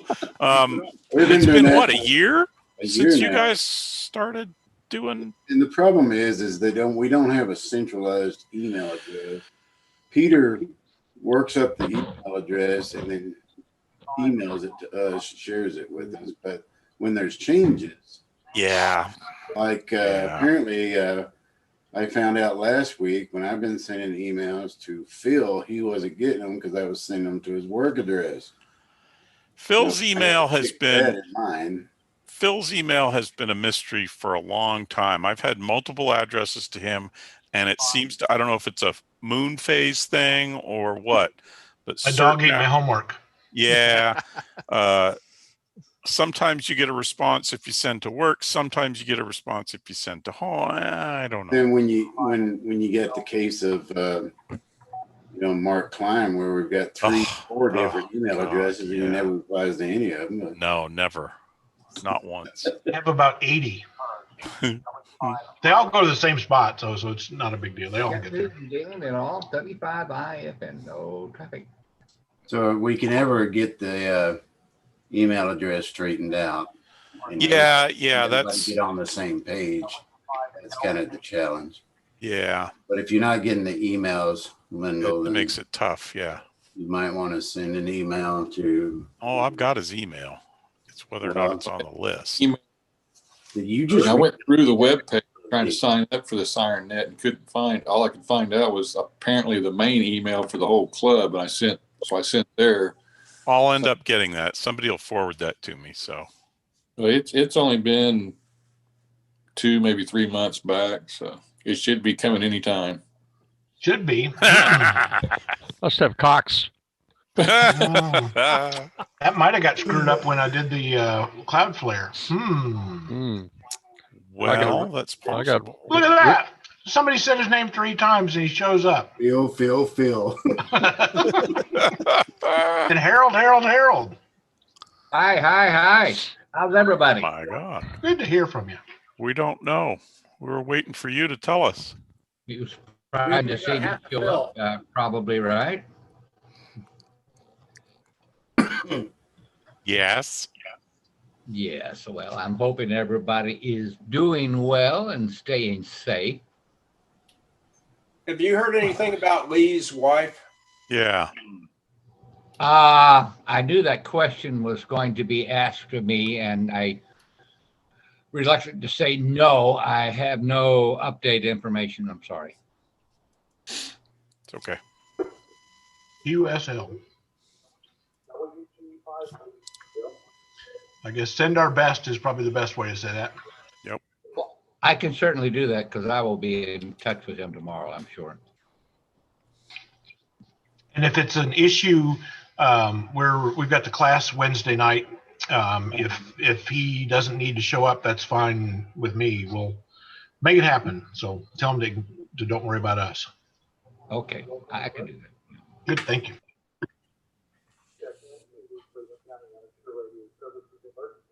That's presuming he was going to anyway. Oh, he would. Anyway, I'll throw that out there. Y'all can see. Hey, look at him. Look at Harold. Hi there. Wow, almost forgot what you looked like. You say that like it's a bad thing. No, not at all. I just hadn't seen Harold in so long. All right, Lyndle. So what are you running these days, Harold? You got anything new hooked up? No, it's the same old good old Kenwood stuff, and it's been working marvelously. I've been doing some DX. It was on 15 and 17 today. Oh, golly. Africa has been coming in. Some Asian stations on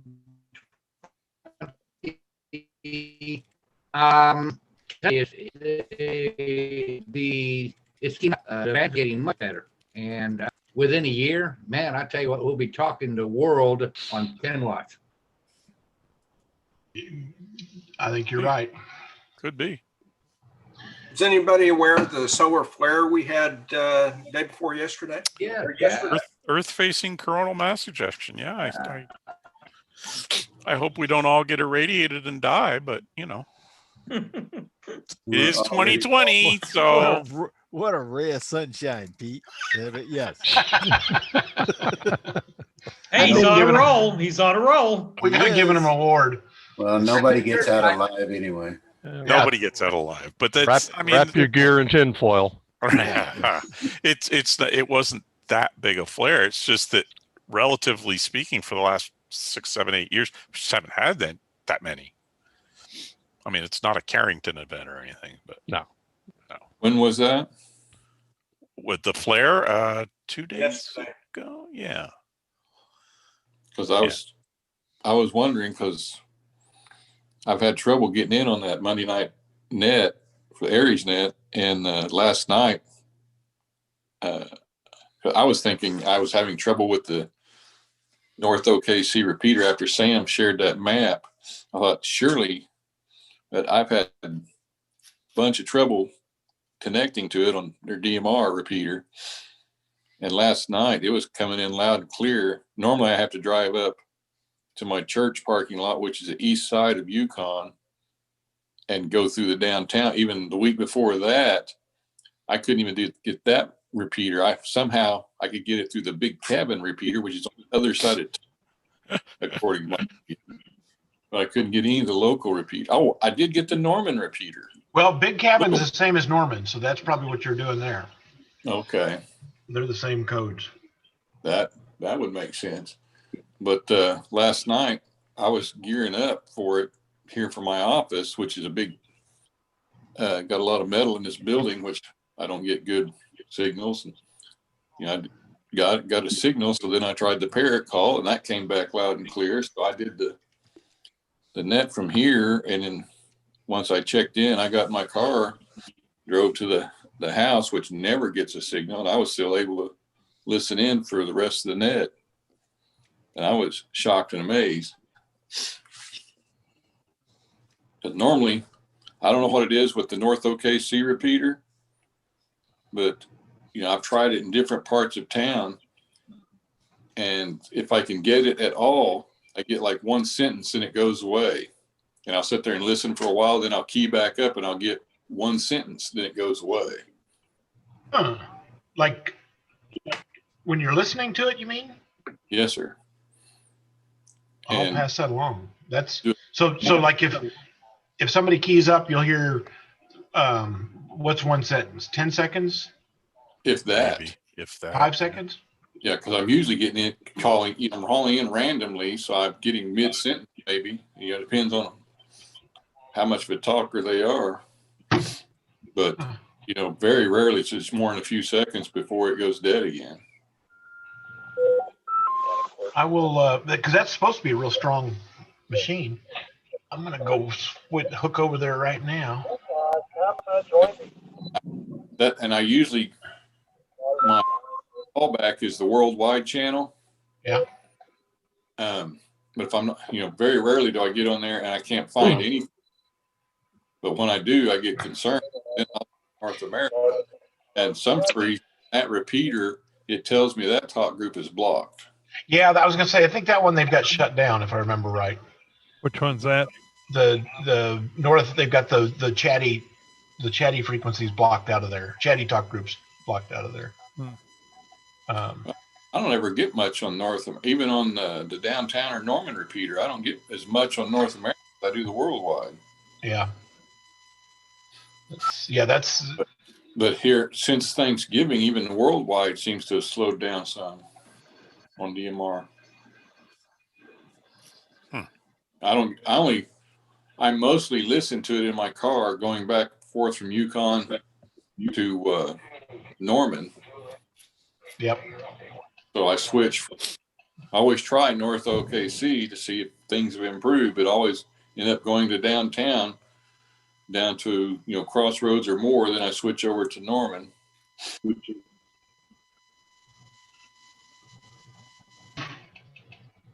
Looks like Peter joined us. Peter and Jim. Look at that. We got Enid in. Hello there. Hello, Enid. Hello, Peter. Hey, evening. Mobile. I wondered how you're doing that.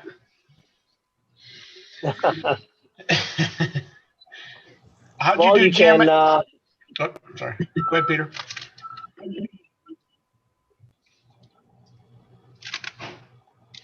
Me or the other one?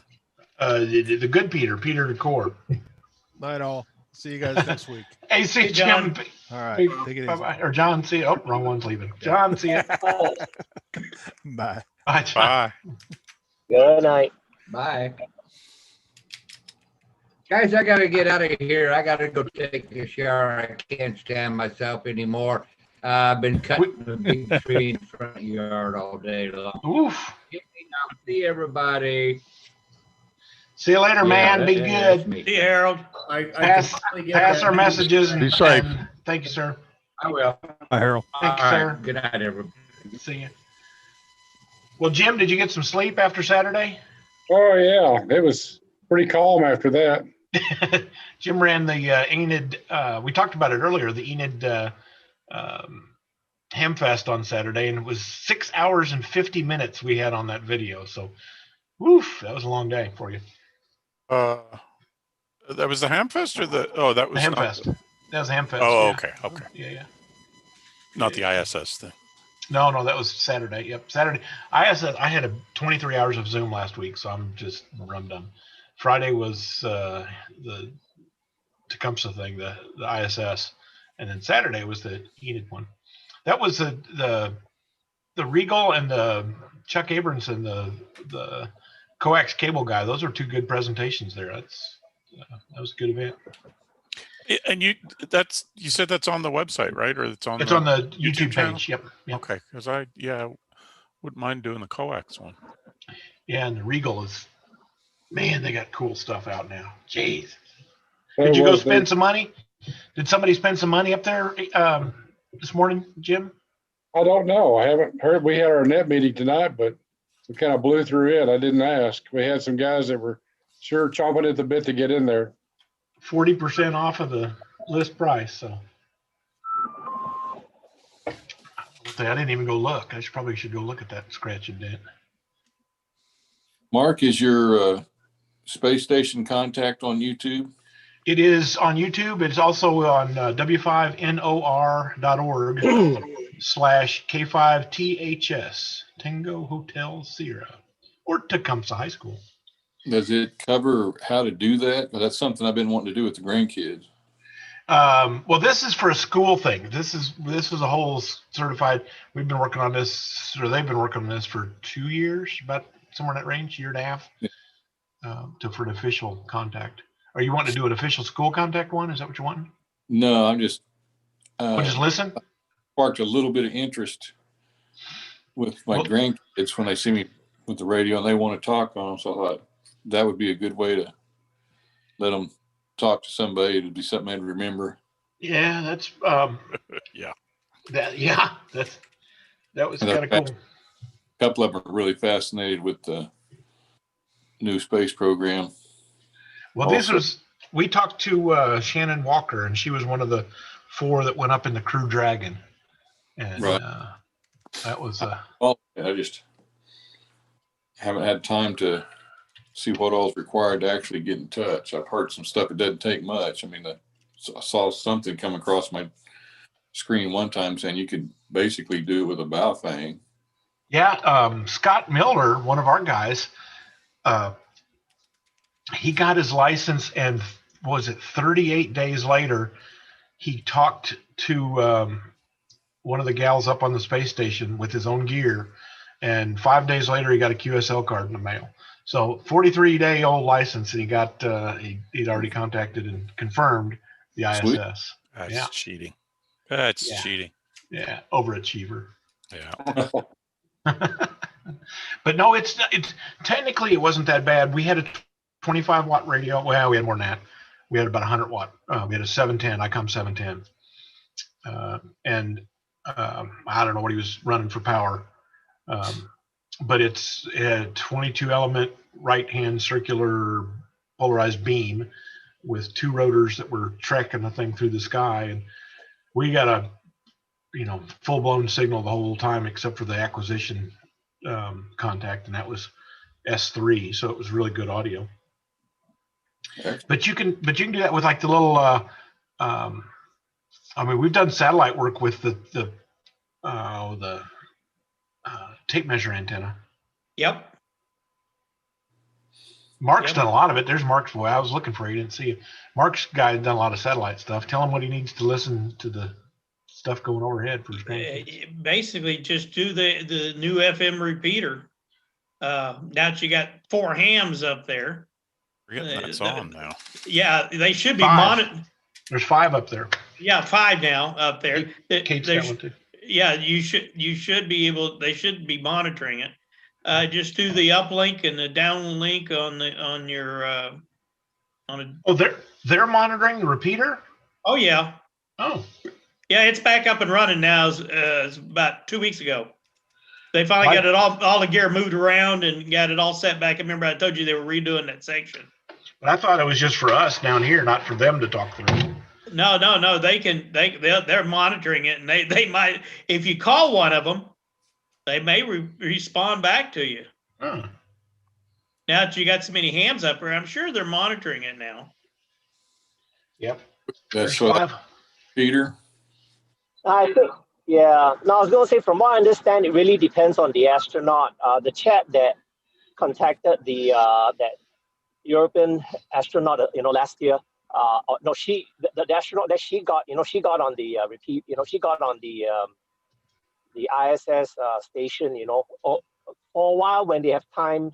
She got on there every weekend and made a bunch of contacts. So it really depends on the astronaut's schedule, from what I understand. Yeah, that was Serena, wasn't it? That she was the one that was big into that. Yeah. That's who. Isn't it part of the? Basically, every astronaut basically has to have a ham license. Yes. Yeah, that's all part of the deal. It's part of the education. It's for this ISS stuff is what it's for, or for the ARIS, ARISS stuff that we did, like the stuff we did Friday. But a lot of them take to it. I talked to, I don't know how many of you remember Keith Brandt. Keith was a flight surgeon up here at Tinker, and he went down to Houston, and he's now a flight surgeon for NASA. So I said, through setting this whole thing up with ARIS, I sent him a couple messages, and he said that Victor, the one that's up there named Victor, was the one that looked like he was really most amateur radio friendly, and he had just taken to it big time. We were assigned Victor, and then about the last week they switched it over to Shannon, and she did a really good job. She could tell she was as excited as the kids were, and it was a good match. Good match. That it was. Well, Jim, did you get all your prizes set out of there? If you not, I can take a few of those for you. Okay, yeah, I'll put it all in a box and send them to you, just to be sure the pistol doesn't fall out. Yeah, did you get any pushback on the prize stuff, or did it all go out pretty smooth? No, it went off really smoothly, and like I say, coming up, if we had more time, we just did this in a real rush, last minute put together, and had about maybe 6-7 weeks to put it all together. And really thankful for your help, because otherwise it would have been a lot more difficult. But really appreciate your help. Oh, but you're look welcome. forward to doing that again if we have a chance to, and then we can help you guys put your ham holiday together with prizes and all that stuff with the contacts we've made. We'll love to help you with that. Oh, happy. That Regal I was showing earlier, I showed the Regal video a little bit, and man, he was, golly, that was an entertaining hour. Him and Paul Cloud, 2 or 3 of the guys, Paul Cloud from Oklahoma City, and then 2 or 3 of your guys were really on the ball with test gear, and man, they were asking him questions and keeping him busy. It's kind of fun. Yeah. Mark, where are those videos? They're on the YouTube page, YouTube site. Let me go grab them. The Scars? Scars YouTube, yeah. Okay. Just search for Scars. I'm on Scars, but I'm just not. Yeah, should be there. Regal, RIGOL is one of them. And then the coax. Man, if Chris needs to re-record his coax one, because he had a lot of good information in that presentation. Yeah, that's the one I was looking for, actually. Yeah. Okay. Let's see. Hey, Mark. Hey, Peter. Mark Klein. Hey, Peter. Is that? I'm just curious. Is that how the Regal people pronounce it, or is it Rigol? Regal's what he said. I always thought it was Rigol myself, but Yeah, I always. He Yeah, should know, right? So I'm just curious. Yep. That's what you heard, Jim, right? You never know. It's potato, tomato, tomato. As long as the check Exactly. clears. as long as From the check Georgia, clears. those That's people from Georgia still don't know how to pronounce pecan. Oh my God. Oh my God. Oh, I had some very nice pecan pie today. Thank you very Yeah, much. pecan pie. There you In go. Oklahoma City. well, if anybody remembers Tom Pageant Toyota, he never could say Toyota. No, nobody remembers those ads. Who I'm trying to remember who this is? Tom Pageant Toyota. Oh. The guy come on, he could never pronounce Toyota ever. It was funny. Probably sold a lot of cars because of that. I don't know. Well, what's the official verdict? Is it Bologna or Bologna? Bologna. That depends on whether you Bologna. talk about meat or conversation. That's a good point. The meat is which? Bologna. Bologna. And And usually ideas portrayed on Saturday morning at McDonald's are usually bologna. Or, as some of us would say, Bravo Sierra. On that note, I need to get going. I will see you guys. I expect to be on the class on the YouTube chat. Okay. To answer questions as needed. Peter, it's been fun. See you later, Peter. It's been fun. Yes. Take an aspirin. Hey, Peter. Yeah, an aspirin. Yes, yes. Hey, Mark Klein, look at the chat. Okay. Hey, Sam. Yeah. I sent you a chat as well. Yeah, I just saw that. SPC Noah. Pull it up. Okay. Is he gonna say we're getting 1.5 feet of snow? Don't please no, please no. No. Oh. We're gonna get a storm. Oh, even better. Look at that. What are you looking at? Look at that. Let me get this switched over here. Geomagnetic storm likely.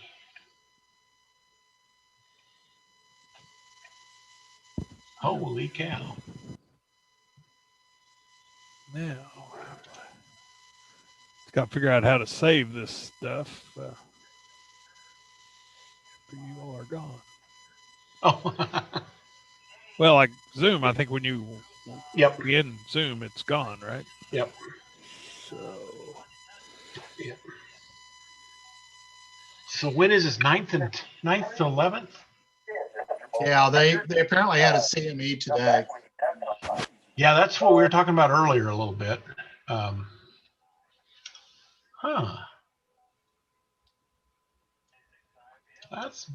That's gonna be big time. Big time. Wonder how far south they'll see the northern lights. Interesting that we just had that meeting with Gerald where he did the presentation on CME and EMP.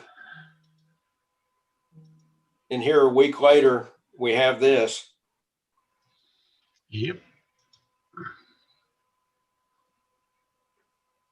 It's Tuesday. I was gonna say you're doing your thing Tuesday, so that'll screw up your P25 conversion. But that'll be 2 days before it. Nifty.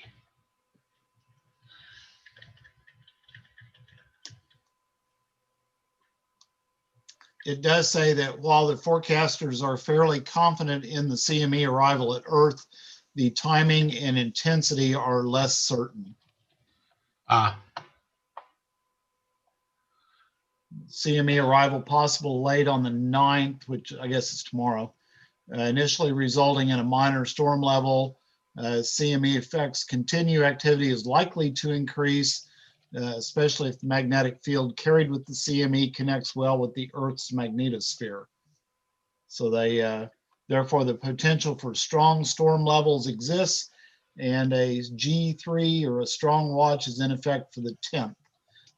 Disturbances are forecast to continue into the 11th. That's what you get if you click on that storm watch thing there to the right. Yeah, that. They got such pretty displays. That's cool. Yeah, sometimes I'll put those up in the EOC just to have pretty colors. Nobody knows what it is, so you know I can BS my way through anything, right? You can baloney. I've heard that. That's exactly right. That's nifty. I didn't realize we had one coming up. Didn't realize we had one coming up.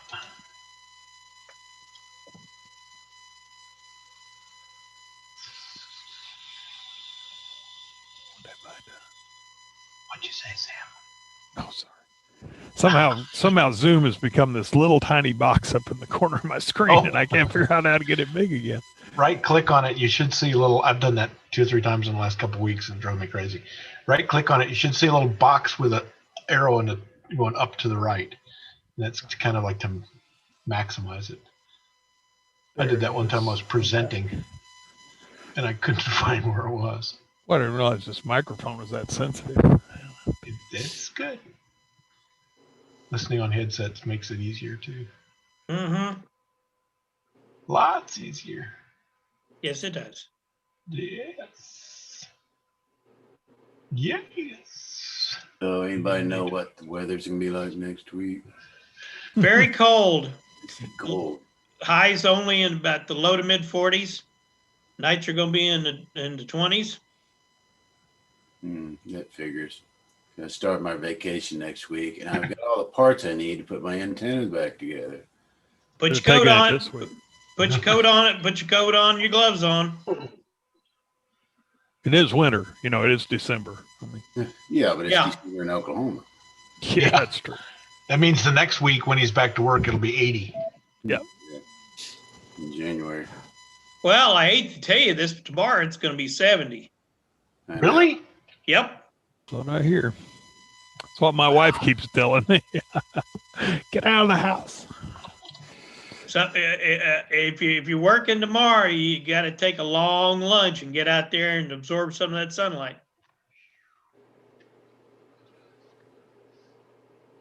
Hey, Mark Klein. Hey, Peter. I am heading up the hill and I'm on APRS. So I'll take about 20 minutes to set up here. Okay. Well, I'll probably get mobile and come your way. And all righty. See you in a bit. We're going to do some astronomy stuff. I'll probably be back on the Zoom. We're going to try to do some of Peter's astronomy telescope stuff. Video out. We've got a video input device, and then hopefully to feed it back to Zoom here and use that later for a teaching kind of thing. So you might see some cool stars here if you stick around. Stick around. If not, there'll be video. We'll have a tape of it. Everybody know that in roughly 2 weeks, Jupiter and Saturn will look like they're one planet. Oh, really? Lined up? They'll line up and it'll get extremely bright in about 2 weeks. Huh. Hasn't happened for 800 years. Phil, what did it look like then? It was pretty bright. We're going to have another age of Aquarius. Yeah. Well, it had to happen since I think they said 1235 or something like that. So wow. It's been 800 years. And then, in about 2 weeks, if you look up, let me think, it'll be in the southwest at about 30 degrees. Southwest. It'll be just after sunset. Right. Just after sunset. If you didn't know what you're looking at, you'll think you're looking at a pair of airplane landing lights a ways away. It's about tenth of a degree apart. And then to put that in context, so that's 1/10 of a degree. The moon is 1/2 a degree, so it's pretty close. It's really close. It'll look like one star. Binoculars help on that? Oh yeah, exactly. Yeah, go look at the binoculars. You should be able to look at the moons of Jupiter and stuff like that as well. You'll be able to see the rings on Saturn. Yeah, that one. Yeah, maybe if you have about 20 or 30 times, about 30 times, you'll see the a little years out of Saturn. I've got Charlene's, whatever it is, 6-inch, 4-inch, something. You can see Saturn pretty easily with that. There is a cautionary note there. My binoculars are okay, but the best scope I've got is on my AR. It's a good Titan scope. You can fire all you want. You're not going to hit nothing. Well, the lesson learned is if you go out in the backyard and you got the AR lined up to look at the planets, and you're looking at the planets, and these airplanes are going by trying to land, and you're standing there pointing at them with an AR, that's not cool. People get their panties in a wad over that.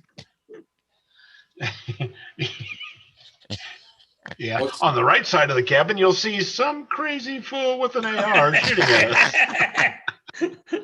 Honest, officer, I was just looking at Saturn. Hey, Ossifer. Don't do it with a laser sight. They'll come. Oh, yeah. Yeah. When's the this? date? Yeah, that's what I was just going to. When's this happening, Mark? 2 weeks, isn't it, Peter? About 2 weeks. I was trying to think of the date that they'll be together. Okay. Conjunction function. You can see them as early as tonight. Yeah, tonight you can see them. They're pretty close together. The sky gets dark by 7 o'clock. You can see them. 8 o'clock is better. But then each night successively, they'll get closer and closer. Yeah, they've been up there for a month or more. I mean, months, yeah. January 21st. January 21st is the closest. Yeah, December 21st. Or December 21st, sorry. Yeah, December 21st. What's the direction again? Southwest, look southwest at about 30 degrees. Okay. Yeah, and right now, if you look at sunset, just after them, and they're just look like they're from where you'd be standing looking up there. They look like they're about 2 inches apart. And on the 21st, roughly the 21st, hopefully it'll be clear then. It'll look like one big bright star. Yeah, we're coming up on the winter solstice, which is December 21st or 22nd. Actually, 21st. So that's the sun is as far south as it's going to get. Yep. Well, it's already, if you look at it on using a compass lineup, it's already setting at about 158 degrees.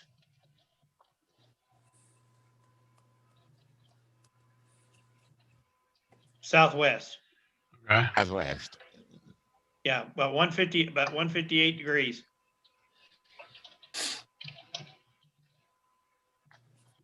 No. Magnetic? No, yeah, that's wrong. Yeah, that'd be southeast. No, okay. No, it's 180 degrees is south. Right. Okay. Right. I'm backwards. I'm thinking I'm looking down at it. All right. Turn around the other way. So is it southeast or southwest? Southwest. Southwest. Okay. The sun's setting right. I was trying to think of the degree marker. I can't think of the degree marker. It'd be about 225. That's it. Thanks, Phil.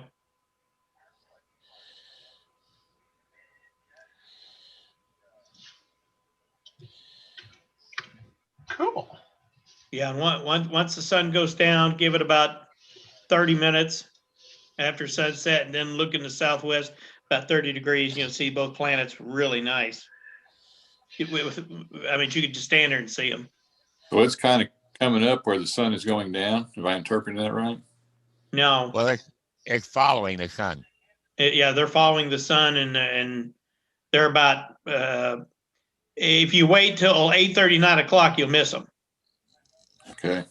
So you got to catch it right between 6 and about 7:30 in the evening time, southwest, 30-degree angle.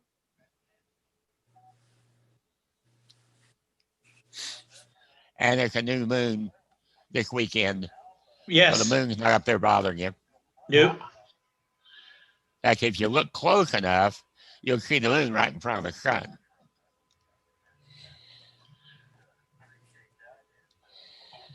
Okay.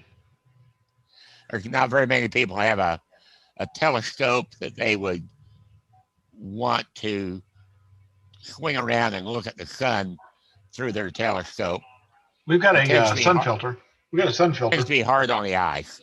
Yeah, a sun filter will do it. Yeah. Hey, Wayne, you said you have all the pieces back. How did you do that 1.25" thing? I actually bought one today. Oh, did you? Where'd you get it? That place up on 89th and 35, that metal supermarket, whatever the name of it is. Oh, really? Yeah, I called them, told them what I needed, and they said, yeah, we got it in stock. So I went up there and I bought the 1.25" one. And I went ahead and bought 4 brand new ones for the counterpoise. Oh, cool. From them? From them also, yeah. Oh, neat. And that's good to know. At first, I didn't like the price they gave me. He said, well, hang on. And he did some finagling numbers and actually dropped it quite significantly. Huh. So don't ever go with the first quote. What are you building, Wayne?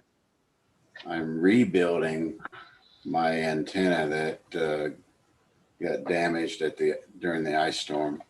It's a Gap Titan DX vertical. What'd you do about the broken or the torn up coax? I haven't tackled that yet, but I did talk to the guy at Gap. If you ever call Gap, talk to a guy named Richard, and I think there's another guy named David there, but this guy's amazing. You know, we talked for 45 minutes and he never tried to sell me anything. He just told me what I could do to try to fix it and save some money. He told me, he says, if you know where it's broken, cut it right there, solder it back together and put shrink wrap on it. That's what I told you to do. It's already broke, man. Yeah. And then he told me, it says, yeah, as far as the 1.25" piece, he says, yeah, I got it. It's $30, but shipping's gonna cost you $50. Yeah. He says, so if you can get it local somewhere, you're better off. Yeah. I can get you a nice cheap part, but you got to come get it. So, and I'm like, well, and I even told him, I says, you know, most places you call would be trying to talk you into buying the stuff anyway. He says, well, I'm not going to buy you something you don't really, just sell you something you don't really need. But so these guys are pretty cool. Good. And here's a cool story related to the antenna. So I had posted on some Gap forums about my plight. And we were talking about the wire for the counterpoise and how I was going to change it off. Anyway, make a long story short, guy emailed me the other day and said he built his counterpoise out of double sheath military grade wire and it's lasted 20 years. He built a second one as a spare. He didn't need, so he sent it to me. Oh my God. Yeah, that's not all. The guy lives on the far west coast of France. Oh my God. And he shipped the thing to you? And he shipped the thing to me. I says, dude, I'll pay you for shipping. He says, no, don't worry about it. Okay.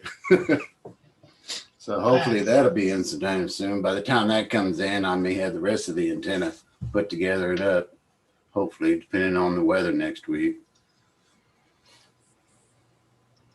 So that's one step closer. Wow. Wow. This time I'm setting my my guide posts in concrete too, so they're not moving.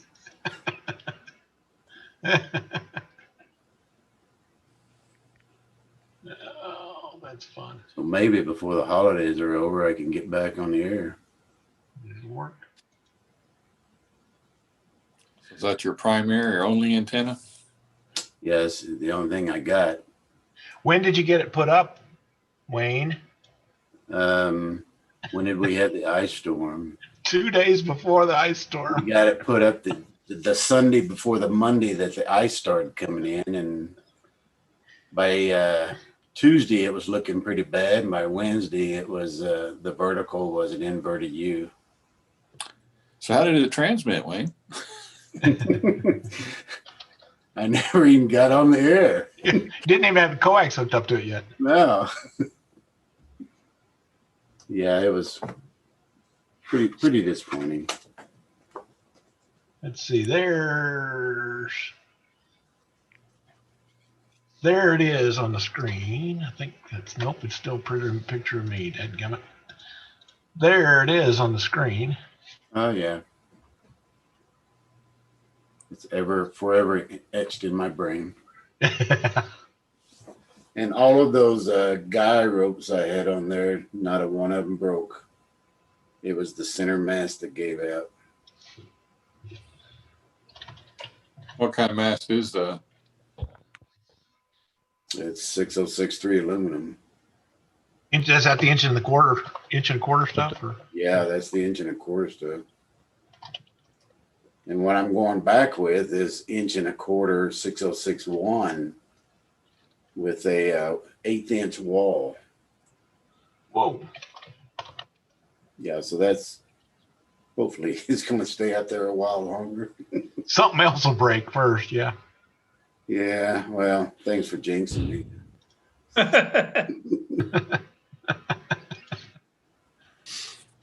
It's always good to make the least expensive part break first. Yeah. Yeah. And the cool thing about the guy from Gap, you know, when I called him and said, okay, what is the exact length of that pipe? And he told me it's 90 inches. What is the OD diameter of it exactly? He said inch and a quarter. Every time I asked him a question, he answered. He didn't beat around the bush. He answered me. I can't say enough about those guys. I've even talked to them at Hamfest before, and they're just a cool bunch of guys. I know there's one at the Weather Center. When we go back in there at the Weather Museum, when we go back in there, I know who I'm going to call to come out there and set it up. So I looked at it and went, oh, that's too much. That's too crazy. Yeah. I don't know if you want me working on it. Oh, you're the man. You got it all. I just follow the instructions. Yeah, that's what I mean. Oh, there goes your man card.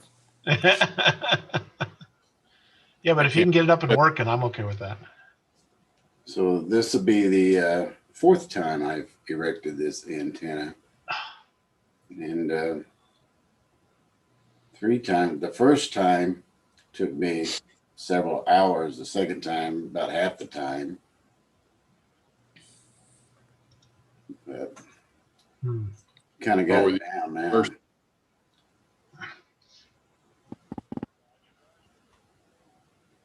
What were the issues the first 3 times, Wayne? I moved. Oh. But this time we ended up buying this house with some land. I've got an acre and a quarter, so I put it way out in the backyard. And we've had ice storms before, and it's always held up. So This is a big one. Yeah. I'm glad I laid my fiberglass pole down. Oh, I bet that would have just flattened it, wouldn't it? Yep, I'm sure it would have. Yeah, and I thought about that. The problem with this is you can't lay it down because of the counterpoise. Right. I mean, oh yeah. You can take the counterpoise off. By that point, it already had ice on it. But yep. Well, I'm going to pack it up. You guys will stick in here. I'm going to jump in the vehicle and run over to the school where Peter's at to do his astronomy stuff. But you can hang on here because I will be back on when we get over to the school. And if you drop off, see you next week. Thank you, Mark. And yeah, thank you.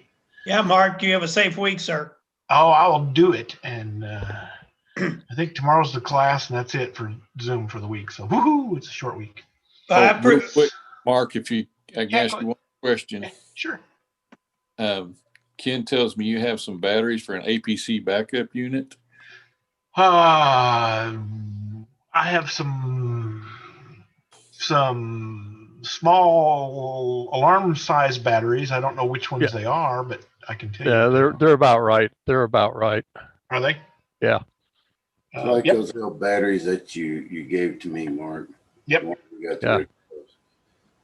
I do have some of those. Let me. I'll get the part number, and you think they'll fit in there, Ken? Yeah. Yeah. I had the battery in question out, and it looked to be virtually identical. So I think it's a little APC UPS 7 amp hour type 12-volt battery. I will let you know, Lyndle, what I've gotten, and you're welcome to have them. I'm just trying to get rid of them for the, from the Red Cross, and that would be awesome. Yeah, appreciate it.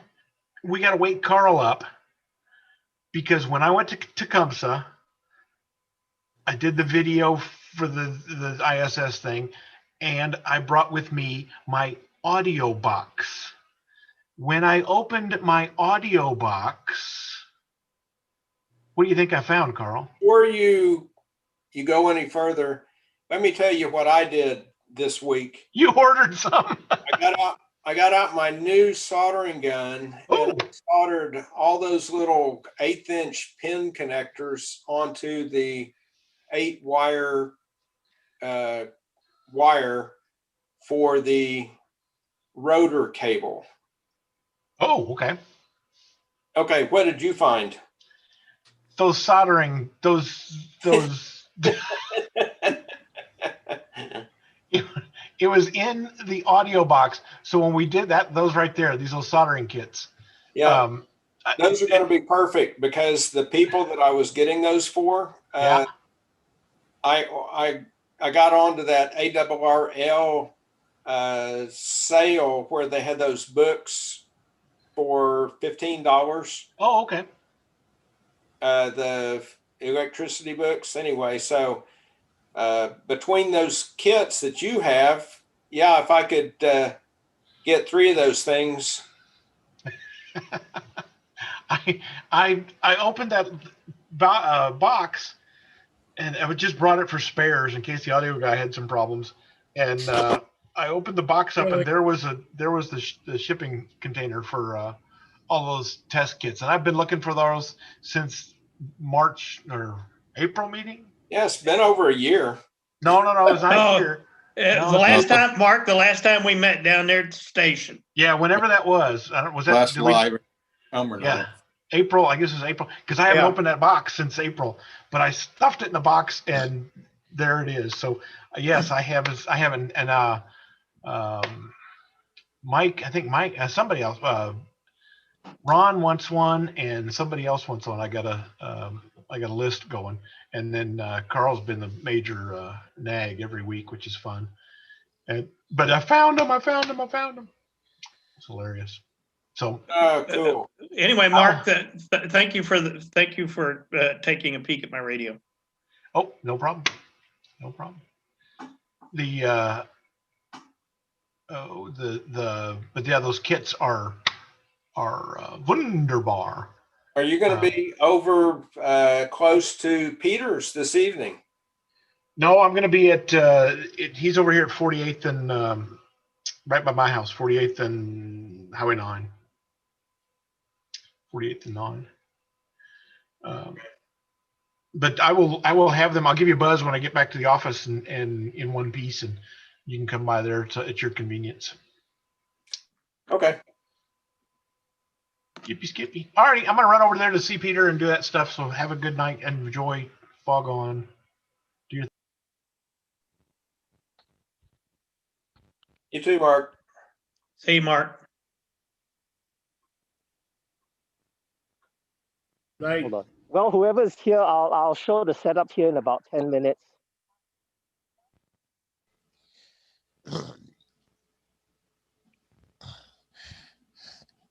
Is that the ISS setup you're talking about, Peter? That's what he's setting up. Sorry, yeah. Oh no, not the ISS for tonight. It's going to be a couple of other thingies that are up there.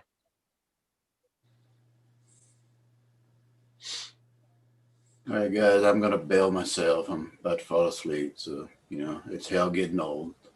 Getting to be that time. Yeah. Take care, Wayne. And good luck on your project. Mark, I had a little internet excitement up your alley. Oh, okay. Yeah, I was out here and a guy was driving around the neighborhood in a pickup and he pulls up, parks in the street, and he's out there a little bit. And then he asked me, I've got 2 driveways. He asked me, "Is this your driveway?" He said, "Do you mind if I back up and park my truck in there for a little while?" And I said, "Just put a quarter in the meter, no worries." And he laughed and I said, "What are you doing?" "They're plotting fiber, AT&T fiber in the neighborhood finally." Yay! Yay! That's what he said. When he said that, I said, "Oh, park, hurry, get in there." Yes. Yes. Get your survey done. There you go. Anyway, so probably within a year we'll have something better than dial up megabit. Yeah. Anyway. There you go. Yep, that was fun. Hey, you're going to have a lot of fun with that all of a sudden when that comes up. Yeah, I'm looking forward to getting something better because I'm on the dead end last connection on the Cox, and they sprinkler guys cut the neighbor's line in half, which feeds me, and I've had a booster out here on the end of it just to get enough signal to be functional. That's sad. Not ever going to get any better. So when AT&T shows up with fiber, they're hired. Yes, absolutely. Anyway, I was thinking about you when all of your adventures when he gave the news. Well, I'll tell you, on my Cox, I had one more wrestle with him this week. Actually, no, it was last Friday. Actually, called him up, talked to a tier 2 tech. They just put me on to them now. I don't even talk to the first tier. The tier 2 techs, and after we had wrangled with it for a while, and he ran a whole bunch of tests which they could do from their location. Turns out it's the modem. The Wi-Fi end of the modem is just not working very well. And, the regular side where you plug in is fine. So he said, tell you what, why don't you just take your modem in and get you a new modem from them? So I did that and brought it back and hooked it up. And you know what? It was a big difference. Well, they've been wanting to upgrade mine, but they want to charge me. They want to charge me $25 to do it myself or come out to the house. And they'll do it for free if they come out to the house, but I haven't been really wanting them out here, but necessarily. Right. But I've fired them 3 times over the years, and they might well be number 4 here soon, hopefully. Well, I've got their gigabit speed. Yeah, our line wouldn't support that. The quality of our line is so bad, we couldn't get it. I pay for. Anyway, I'm getting about 1/3 of the speed that I'm supposed to get. Well, if you're on the end of their line, you're lucky you're getting 1/3. Yeah, it's pretty bad. Okay. Anyway, thinking about you when this guy pulled up. Yeah, give them something cold to drink and tell them just make yourself at home. Yep. Please park in there. Get your truck in there and get out there and get that survey going. Come on. Absolutely. Because the sooner they get that survey done, the sooner they'll have you a line out there. Yep. I'm hoping. Hopefully, maybe in the spring. That's what they should. They're trying to get those set up as fast as they can go. I am ready. I've been doing internet at home. I used to come up to the office and use what the office supplies. because I've been so fed up with Cox. Is there a good alternative for residential internet service other than Cox? Really depends on where you live. You know, like out here where I am, AT&T is on copper. It's a tenth of the worst Cox. So, but my neighbor across the street, he's got some kind of deal through like DirecTV. He's got like 2 satellites on the back of his house. One's for TV and one's for internet. And his is actually pretty fast. Huh. But he's got, I don't know what it is, but it's AT&T/DirecTV. But okay, not HughesNet then, or no, it's through. That's bad. It's through AT&T somehow, and Lyndle, if you've got fiber in your area, I have no. I did a search actually yesterday to see, but it was one of these deals that popped up, and I put in my address, and it listed, I think AT&T, Cox, and HughesNet. But it looked like that was their answer to everything. It wasn't actually something that went out and did a search. Well, check and see if you've got AT&T fiber, and if you do, my neighbor next door, he's got AT&T fiber, and his speed's easily. He showed me one day it was 936 megabits per second download and about almost as fast upload. Really? Yeah. Did he say what he's had to pay for those speeds? Yeah, $40 a month.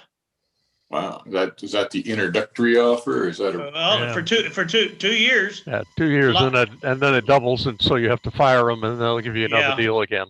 Well, it's an ongoing thing with AT&T. Yeah, it's $40 a month for 2 years, and then, like Ken said, it jumps to about 80. But you can, before the 2 years runs out, you can work up another deal with them. Yep. Really got to watch them though. Yeah, I mean, I put my address in, and it said I had fiber out here, and I even called them, and the girl said, "Oh yeah, you've got fiber." I said, "Well, that's interesting. I've lived here 20 years, and they've not trenched either side of the street. How does this fiber get here? Is this some kind of magic fiber that crawls underground, or But she was looking at a zone map. Yeah.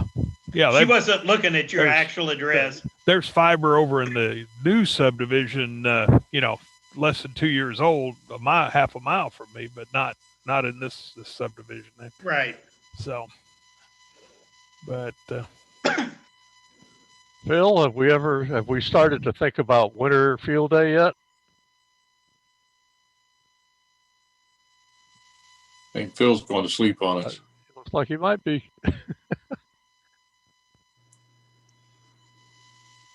Got a Phil. speaker. Hey, Phil. Phil, Ken, I want to show you my first print here, if you can see it there. Hey, cool. It's a little pig, but how long did that take? About 4 hours. Yeah, for that one. But yeah, you got to be patient, unfortunately. Yeah. How long did it take? Is that very loud? No. I mean, the fan's louder, but The it's rest of it. Yeah. just a little computer fan. It's kind of blowing. I mean, I'm gonna have to get one, I think. if you had it in your bedroom, it'd just be white noise. You just. It's gonna have to live in a garage, but that's a problem though. If it gets chilly, too cold, it doesn't like it. Yeah, mine's down here in the basement, and it's cooler down here than it is upstairs. But it considering I assembled that thing, and all I did was level the table on it, and told it to print this, and it's flawless. I mean, it's great. Cool. So It's you amazing. actually had a basement? Yeah, and Oklahoma too. Yes. Let me They know told- when you're ready to sell your house. They told me I couldn't, but by golly, I did. So You got sandy soil up there, though. Out there, though. no, don't no, you? I'm in Really? rock Are you in and clay? clay, and yeah, mine's hard as a rock. So I thought the Mitchells had trouble with with it being sandy. No, not here. 5 miles south where I moved from, we had nice sandy soil, but up here it's shale and clay. Yeah. And My understanding is they don't build them because either they say it's too hard pan or they just don't want to bother. I'll tell you why they don't build them is the builders no longer know how to build them, and so it's. But you know what? They can build tornado shelters. Those are just tiny basements. Yeah. Well, I'll tell you what, the guy around the corner from me has a basement, and he brought a crew in from Kansas. He brought a crew down here for a week, put him up in a motel to build his, because nobody here would touch his. And I got mine built, but my builder just told me, he said, I've never done one of these, So when we if you go back to the older homes, like the original homes downtown, my house out in Hinton, Oklahoma, that had a partial basement, they're there. The problem is dollars and cents. The real story is the Oklahoma frost line is 18 inches deep, so they don't see any reason going any deeper than that. Yep. Well, it's just a lot cheaper and easier. Just pour a slab and do it, Right. But, up north, the frost line is so much deeper, they might as well make it a basement. Plus, they put all the mechanicals in it. We don't have big boilers. No, that's true. But I grew up. Would have been a third generation carpenter if I'd stayed with it, and that was the story I was always told. We don't have to because the frost line's so shallow. Yeah, I think they're just cheap. I don't think it has anything to do with the frost line. I think it has to do with number one, supply and demand. People aren't used to having basements down here, so they don't demand them. I get all kinds of requests for a house on land with a shop.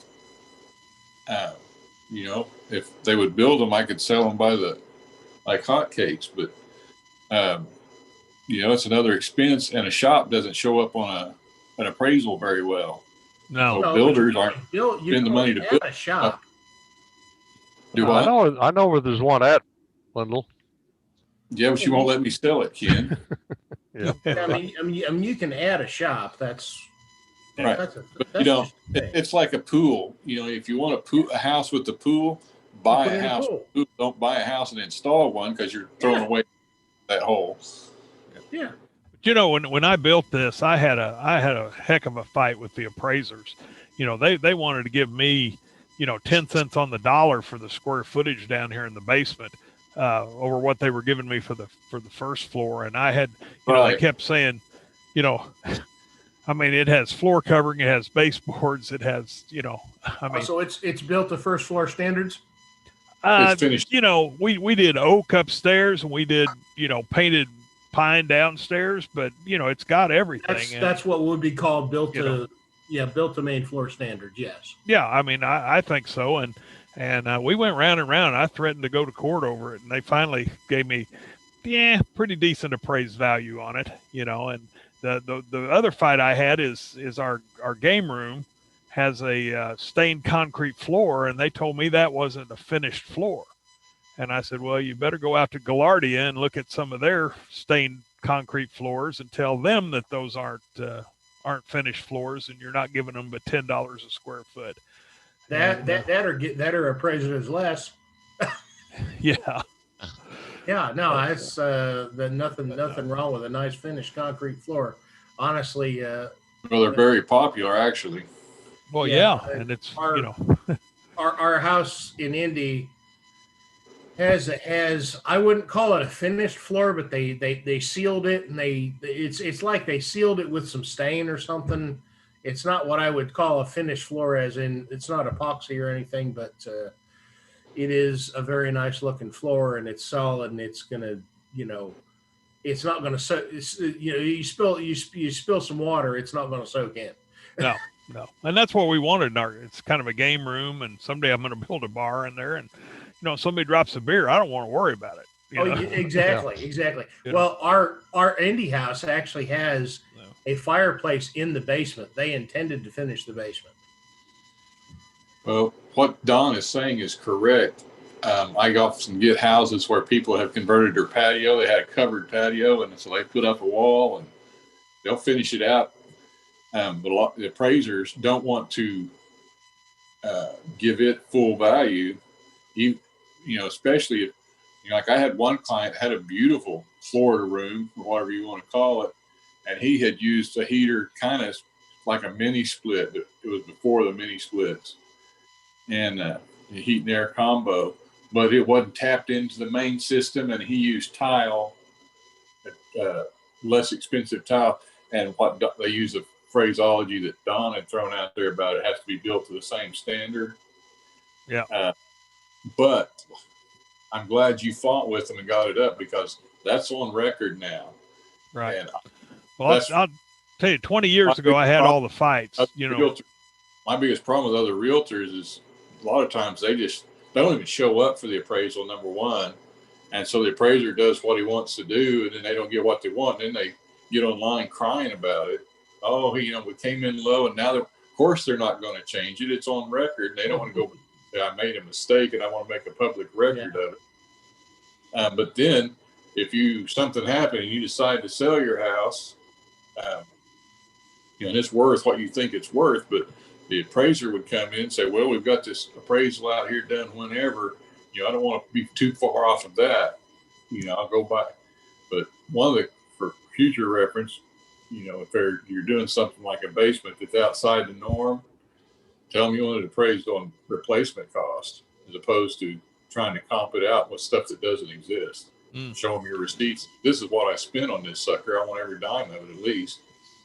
Well, I'll tell you, 4 years ago when I refinanced, the appraisers didn't have a problem with any of this, and maybe it's because they were looking at that, I won the first time, and so they were looking at that, but right. Well, I didn't know if the appraisers had just gotten smarter or no, what. it's because they went back and looked. They probably wanted to do and a lot of it is luck of the draw. I had one here. It was back before the COVID. It was still cold outside. And nice home here in Yukon and Unity. And I sold it three times for $200,000. And the appraiser come in.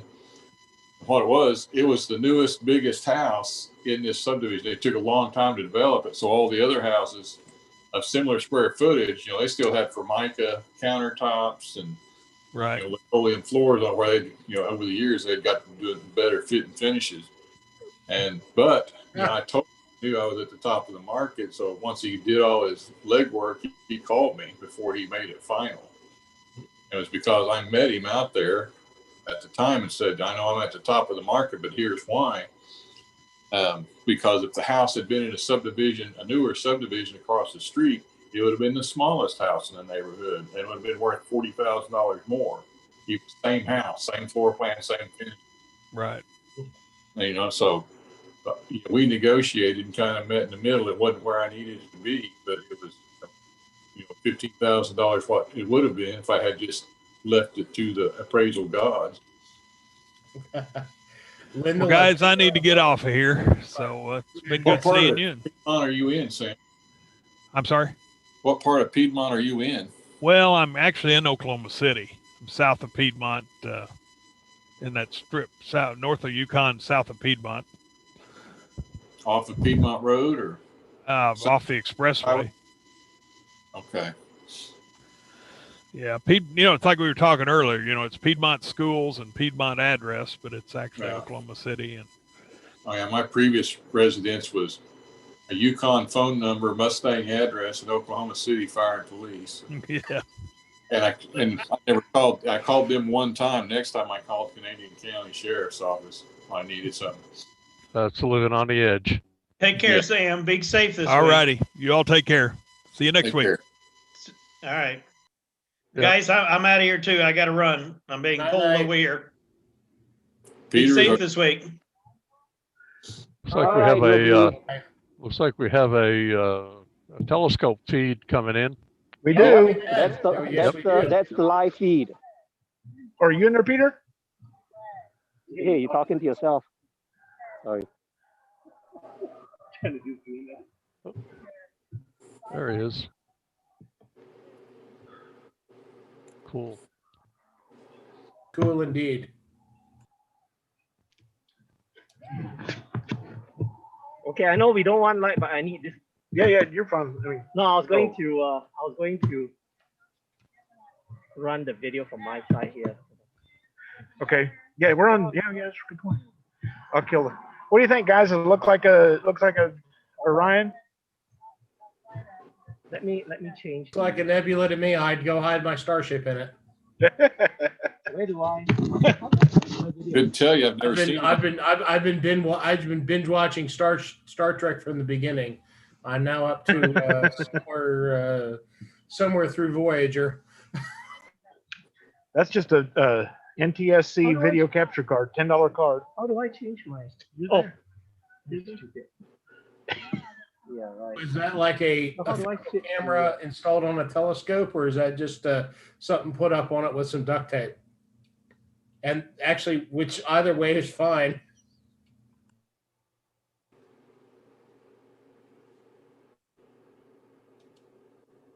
So is that an external card?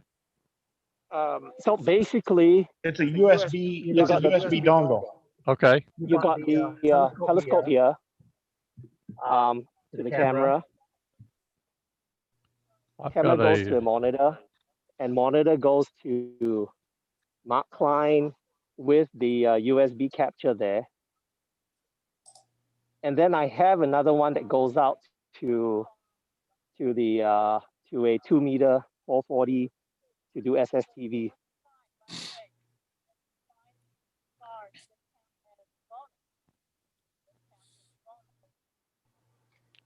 Might have to look into that. I've got an old HD DAT digital audio tape, digital tape.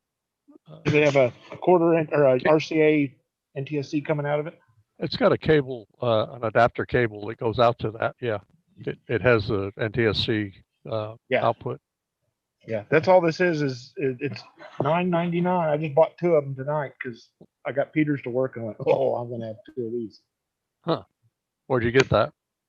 eBay somewhere. I'll send you a link. Oh, okay. Yeah. Or Amazon somewhere. Yeah, I don't remember. Go look on Amazon. That would make that camera useful again. Yeah, this is gorgeous, man. I got here, I plugged it in, it was like, holy cow, it works. Wait a while, we should get some satellites coming across. We're supposed to have geostationary satellites coming across. Since we're tracking, it looks like they're moving, but they're not. They're staying still. We're moving. Where in Norman can you find a location to view that from? My friend's house sits in Brookhaven, and they're surrounded by trees and tall houses. We are right now at the school at 48th and Alameda. If you look up aprs.fi, look up my call sign, and well, I stopped beaconing half an hour ago, but yeah, you'll see where we but are. I live at 84th and 9, and it's darker at my house than it is here. So, yeah, we're out east, 48, 4 miles east of town. 48th and what? Say that again. 48th Mark. and Alameda. Okay. I'm sorry, Mark. Say that again. 48th and Alameda. It's Washington School, just south of Alameda. 48th West? East. Oh, okay. Oh, you're not that far out then. No, just probably a mile to the crazy people. Hold on, I'm going to just change. Well, I used to be the crazy people at 24th, and then I was the crazy people at 108th. So Crazy people in your dawn. Peter's got his little telescope that's doing it. I wouldn't. Okay, I'm guessing there must be a hill out there because I know there's a couple of them. Well, this is just at the school. We're out in the Well, yeah, you don't have streetlights out there, correct? Well, no streetlights, and then the teacher from Norman North makes a deal for the school to shut off the lights while we're here. Oh, cool. Yep. Oh, that's coming up on the See you a little more color on that. Sure. Jack. Oh yeah, no, I'm here. You can go in there and play with. Yeah. I guess this is just a proof of concept kind of thing, just trying to see if it works. I can go in the white. I can go in the white balance and. Yeah. I think I can do the same thing with this video card. Yeah. Yeah, but this one, yes. I'm playing with the actual data for or the output. Mark, is this the bright event that hasn't occurred in the past 800 years? No, this is Orion Nebula. They're doing just a training out here with the kids from the astronomy class at the high school. Oh, okay. I thought maybe this was that's right after sunset. Oh. Yeah, and that'll be December 21st. Yeah. Is this the same location we were talking about earlier as far as in the sky? No, I don't know where this is at. This is east. East is what Peter says. I'm looking at the projector. That's 30 degrees. 30 degrees east is what he says. Above the horizon. 30 degrees up and east. Due east, like 3 o'clock? Yeah, like 3. I don't need another hobby. I don't either. My purpose here is it's coming down. Oh, there. One of them there. Oh, you see the little next to the N, the little stripes next to the E. Next to the E in Nebula, you'll see a stripe there coming down. There it is. And that's a geosynchronous satellite that we're catching in view. And I've got a couple of nice pieces of glass that came out of some old X-ray imaging stuff that would probably make a good retractor. So you use OBS and then you select this. Yeah, I could put your name on the side, or you can doll it up, whatever you want to. And it's going out YouTube now, or it's going out YouTube right now. Well, thank you, gentlemen. I'm gonna have to sign off. I've got another phone call to make before it gets any later. See you, man. Take care. Bye, Lyndle. Hey, Lyndle. Right. Bye, Lyndle. Bye-bye. Playing in a proof of concept. We're just trying to see what we can do. Is this?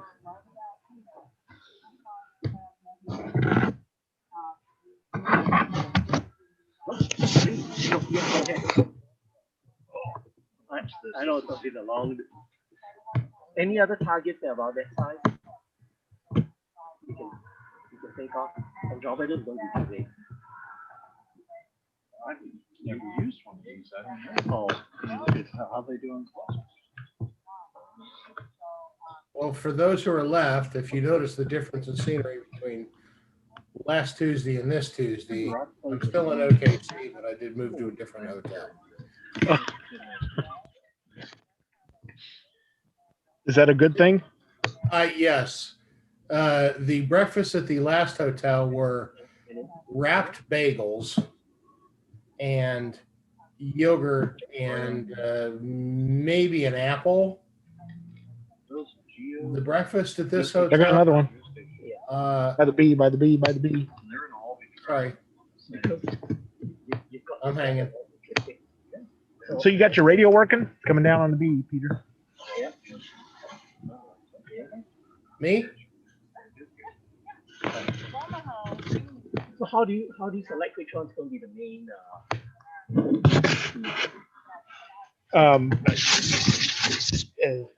Pop up the big one. Oh, okay. Pop up for a spotlight. I think it's called okay. Spotlight. Yeah. I would assume it's constantly stacking photos. Yes. Mine was off very much. You would get this problem of the nice thing is that, for example, this isn't going to integrate more than 8 seconds. So in 8 seconds, you don't have much of. By the time you're done with the 8 seconds, it's not going to sphere that much. Not so important. Yeah. Even the 1 minute and 10 you see that. Because the other thing is the chip resolution is only 640 by 480. So it's odds rough. I wonder if a guy, do you know anything about surplus, CCD, medical surplus? I'm buying some eyepieces from a guy right now that has a bunch of surplus, but it's CCD, Zeiss. Oh, okay. I think they are 965 inch.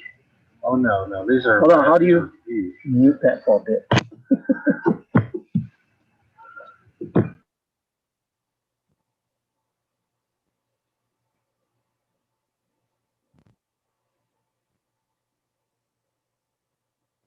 Okay, I think I'm going to go ahead and call it a night too.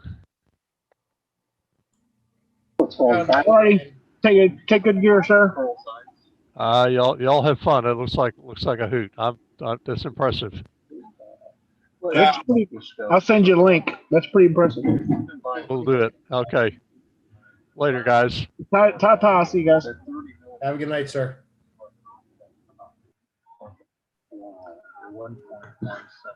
Hey, Mark, how far out are those geostationary satellites? 3,000 miles to be a geostationary? 22,000 miles. Yeah.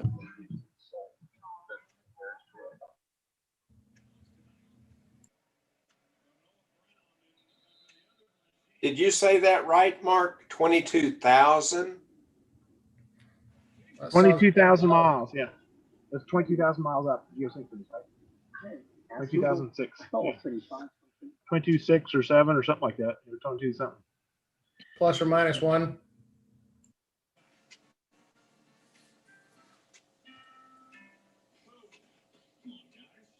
And what's the airspeed at the surface? Is that like 1,700 miles an hour or something like that? European or African? At the equator. They actually stay in one spot. So, at the yeah, but the Earth is spinning, and that's why we're getting this blur right. because they stay over one spot. So right. how fast are we spinning it? Like 1,700? Yeah, already got the video for those who haven't seen it last night. Yeah, it's just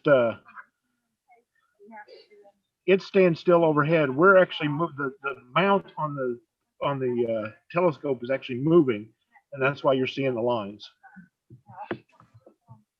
Yeah, that's what I was asking. At the Earth's surface, how fast are we moving? 1,700 miles an hour? Just Google meaning of life and watch the video. Because it's on there. I just watched it the other day. It was hilarious. And extremely irreverent. If you're very religious, it might offend you.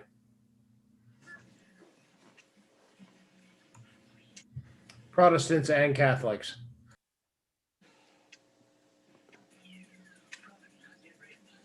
I grew up a good Baptist boy, and it didn't offend me.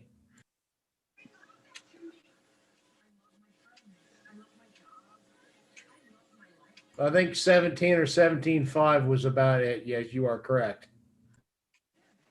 Oh, the Earth speed at the equator, 17.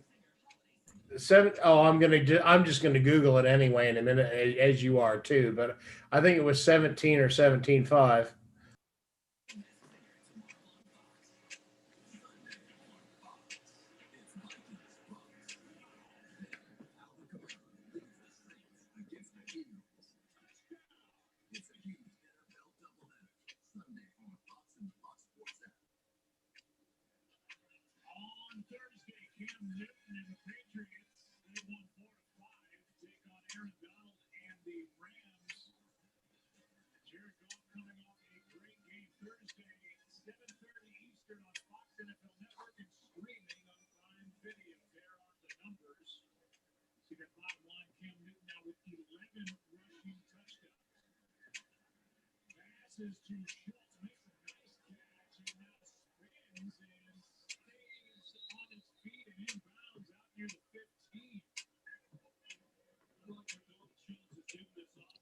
I keep waiting to see a big trail of those Starlink satellites go tripping across there, but it hasn't happened yet.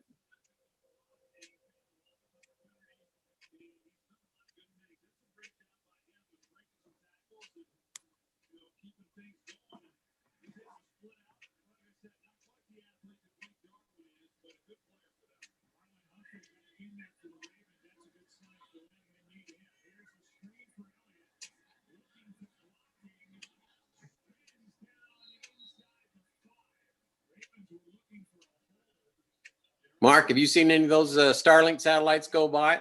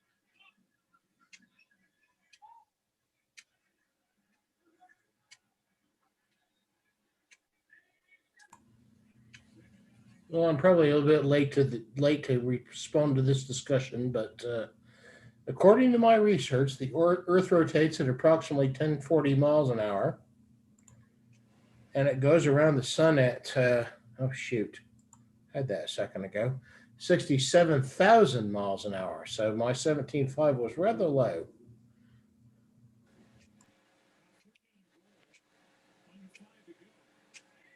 And how fast is ground speed at the equator? African or European? That's well, yeah, it's the actual planet moving at 67,000 miles per hour, and the ground speed at the equator of the actual rotation was 1040 miles per hour. Doesn't feel like it, does it? No, it doesn't. 1040.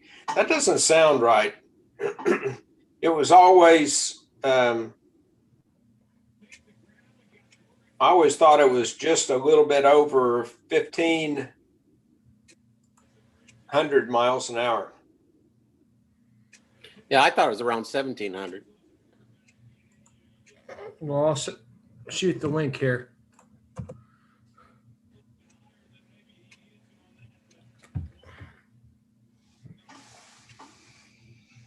And I'm not going to argue with anybody. Oh, I don't know. Oh, there it is, 1,675 kilometers per hour. Yes, kilometers. Yes, 1,700 kilometers. Yes, that's where I was messing up. Yeah, well, maybe that's where the 17 came from. Yeah, I think that's where I messed it up. 17,000. Yeah, because I know the pilots, the military pilots say they can chase the sunset and actually overtake it. Well, yeah, at Mach 2. Yeah. Yeah. Well, you'd have to be at Mach 2, but. Oh, yeah. Yeah. Well, that's why the military pilots are the only ones that brag about it. Well, I'm sure you're not going to get a civilian aircraft. I'm sure the SR-71 guys had absolutely no problem with that. Oh, yeah. Yeah. They chased it all the time. Because they could do 3 and a bit. I guess the Concorde could make that claim. They could chase the sunset and overtake it.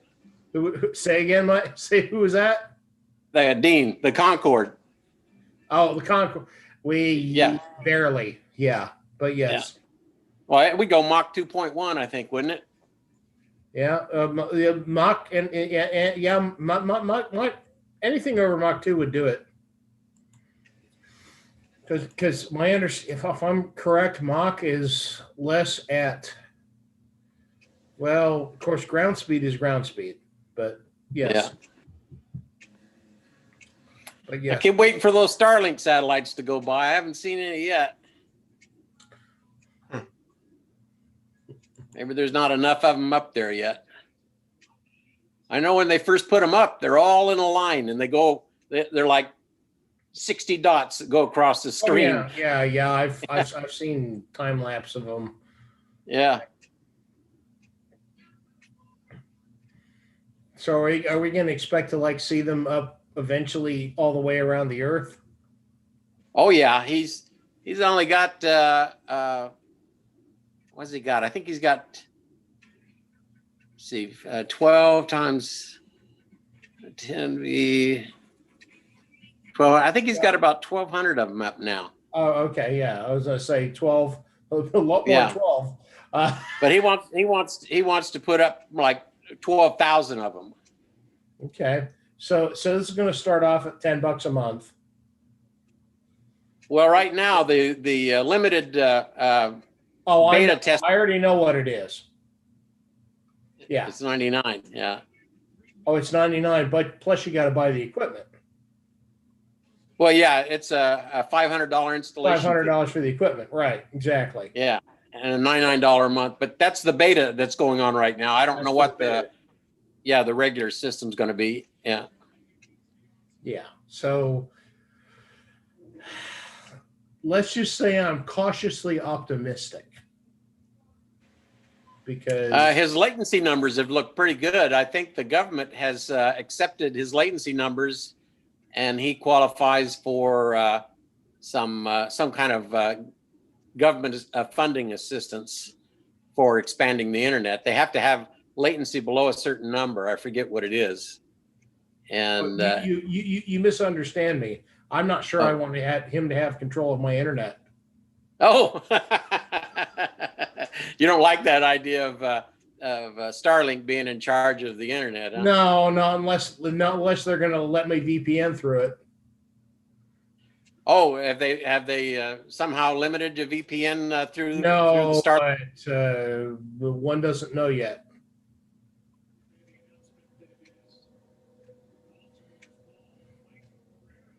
I don't know yet. It's just I've already had places. I've had difficulty in several places, mostly hotels and lodging places, with getting VPN to actually be able to hook up. And sometimes it's the speed. Sometimes it's just they've got kind of a pseudo firewall in place, and I've got to disconnect, reboot a couple of times, and smack it a couple of times, and maybe change my protocol a couple of times before it'll connect. Wow, I didn't know they could do that to your VPN. Well, they can restrict any port they want to. And I'm not sure that it might not be a port issue, and I haven't had to get down that far yet. But anyway. Oh, cool. What are we looking at? Crab Nebula. Cool. Not sure why that's the nebula within the crab. That's why we call it the Crab Nebula, correct? Yeah, I guess so. Yeah. Yeah, because it doesn't look like a crab. Oh no, I think it's the nebula within the the crab. Understood. Yes. Yeah. Yes. Well, if that's where your freaking observatory is, you guys are doing damn good. Yeah. Yeah, so this is M1 Crab Nebula. This is a supernova remnant. You just Google it up, M1 Crab Nebula, and then there's a bunch of info on it. Hey, This Peter, is, don't be afraid to talk loud. No, yeah. Hold on, there's some other commentary going on at the same time. Oh, okay. Hold on, I'll be back. Okay, yeah. You don't want to disturb other folks. I understand. Yeah. Well, anyway, yeah, this is a 8. It's interesting. The video camera is 1/60th of a second per frame, and then this little old school camera, you can integrate up to 512 frames for 8 seconds. So this is about 8 seconds shot. That's cool. Like it.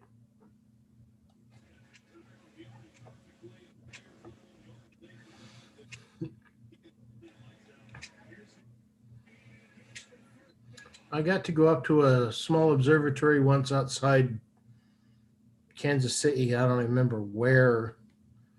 It was just a fantastic experience, and it was even it wasn't even a great. It was like a hazy night, and we weren't able to see that much, but it was still an awesome experience. Now, I took a field trip up to the Bay Area one time when we went to one up there in the San Francisco area. It was pretty impressive. Well, and Mark, I would imagine out where you are, the stars are pretty good. And I'll tell you where we were at outside of Kansas City, the stars were just, we've never seen stars like that. Too much light pollution, huh? Zero. I mean, the only light pollution was from, like, you know, maybe the neighbor had one or two security lights, and so did we. That was it. You know. No. And you still couldn't get a good shot. That was the only light pollution. There was no street lights, and we had one. I'll have to look that up. We had the one. Oh, there went something across right there. Oh, there you go. Yeah. I wonder if that was one of those Starlinks. They're only about 50 or 60 miles up. Yeah. Yeah, they'll go by fast because they're only about 50 or 60 miles up. Oh, are they? Okay. Yeah. Oh, wow. You watching multiple windows, Mark, or how'd you catch that? I think they're moving the telescope now. They must have moved to it. Yeah. Yeah. Well, that one that went across diagonally, that was something shooting across. But when all of them move like that at once, I think that's them.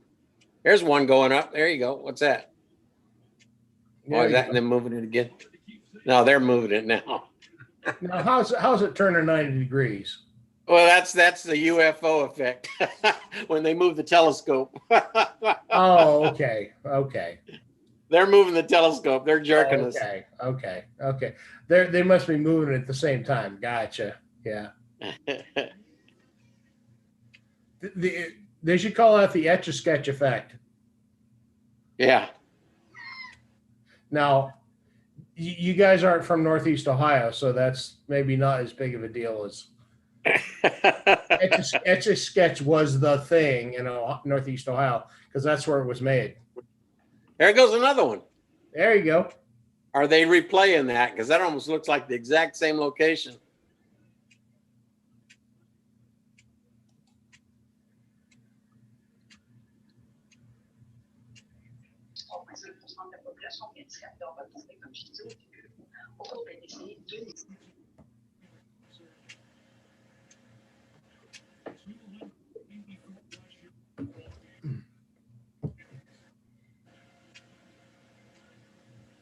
He must have some pretty fine motors that turn that telescope on that tripod to make those little tiny adjustments like that.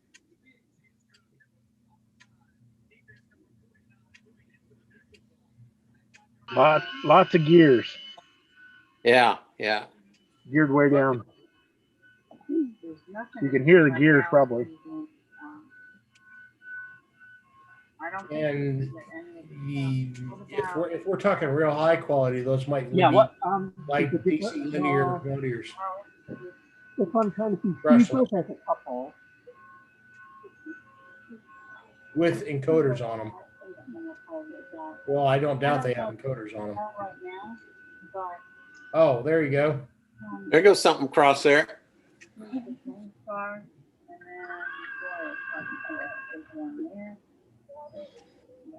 There it is. Okay, I can see it there. And then what you're going to see is the. I'm laughing with him because that's exactly what I'd be fooling with. Can I get this better? Can I make it worse? That's just like, well, I gotta tweak it. He's just playing with a new toy. Love it. Yeah. No, my point was, we had a lunar eclipse in Kansas. Oh well, it was obviously for everywhere. I'm guessing this was somewhere around 3 or 5 years ago, and I took pictures with my little crappy digital camera on full zoom, and they turned out really damn good. Pretty good for a $9 decoder. Yeah. And admittedly, we had a local guy that took some through a proper telescope with a proper camera, and they were awesome. And I actually have a print of his on my wall. But I sent him one of mine, and he was like, "Yeah, not damn bad."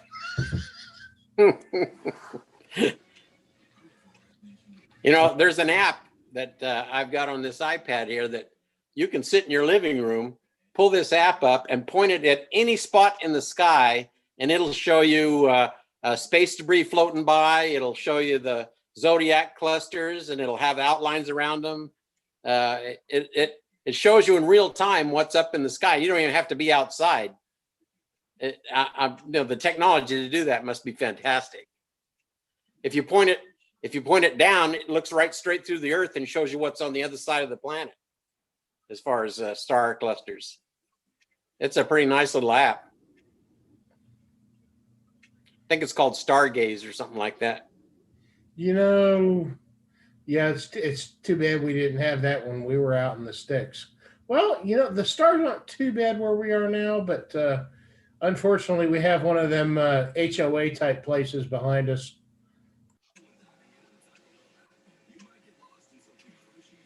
I love those homeowner associations. They're just fantastic, aren't they? Yeah, we have oh my, the modern version of Brookhaven behind us. So for Norman folks, if that makes it understandable. Okay, why'd they take it away? What happened, Peter? They kick you off the school grounds?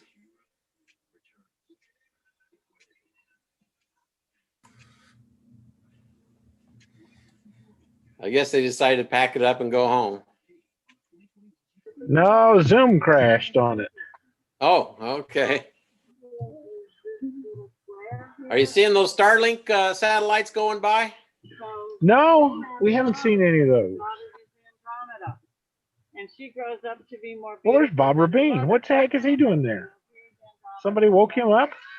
Rabin's there? Yeah. Hello, everyone. Hi there. That her daughter's more beautiful. She decides to get rid of her. We're out at a The country of high school Ethiopia is where three tectonic plates are colliding. astronomy and night. They get a lot of earthquakes. So she blames the earthquake. You know, we have to do something to get rid of the earthquake.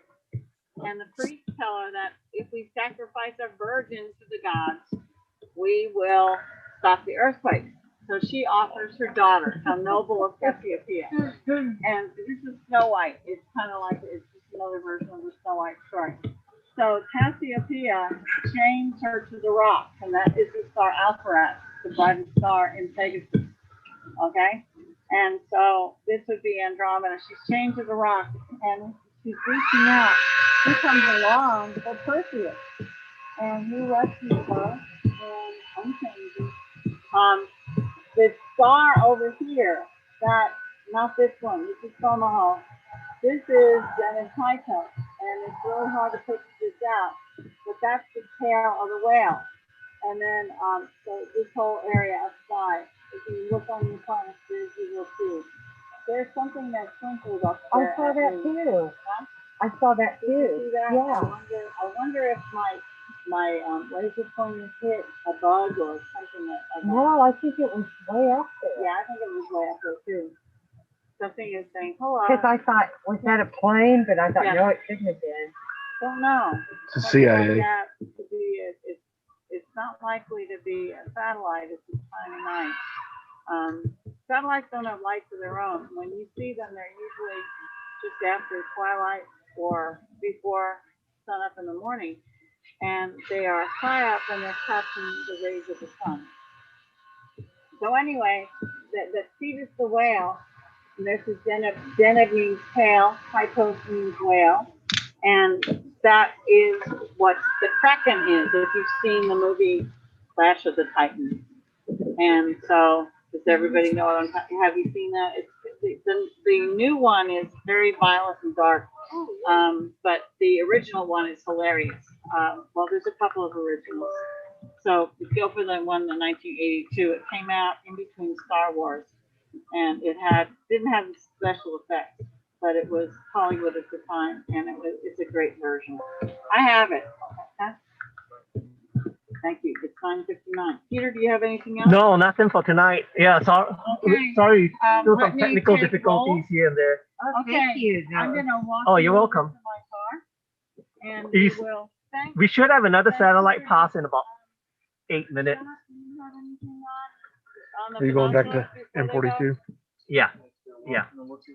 Okay. Well, Scott has binoculars. We should have gotten them out, but there's just so much you can do in an hour. So, okay. Everybody get the time here. Oh, I actually.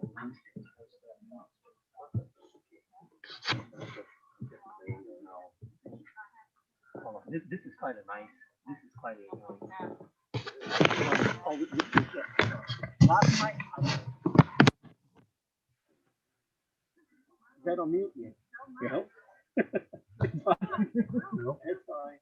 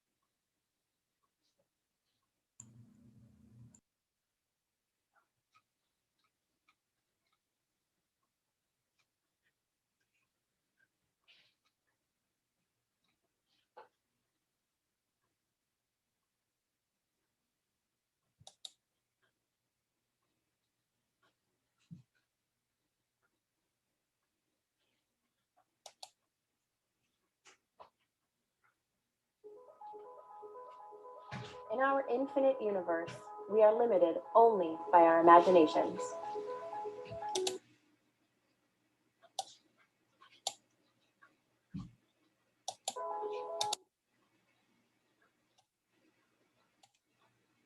We are limited only by... Yeah, not too bad. Hey, Carl, still there? Yeah. Hold on. We should have a nice train of satellites here in about a minute or two. Oh, we're waiting for the. Yeah.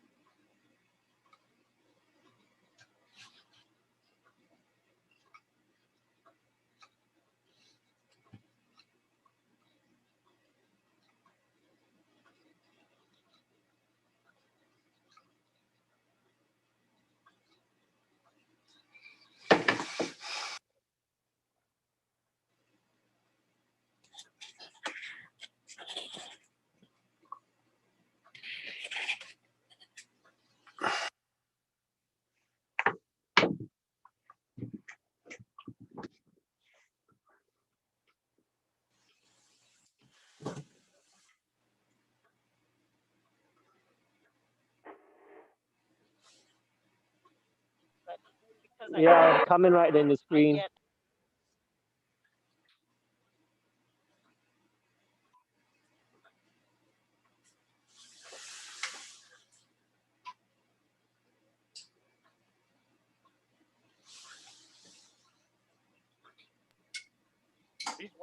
Hey, Bob, one of these should be the goals 16 or something like that. Well, I'll go back and go check exactly what satellite's up at this position when I get back later.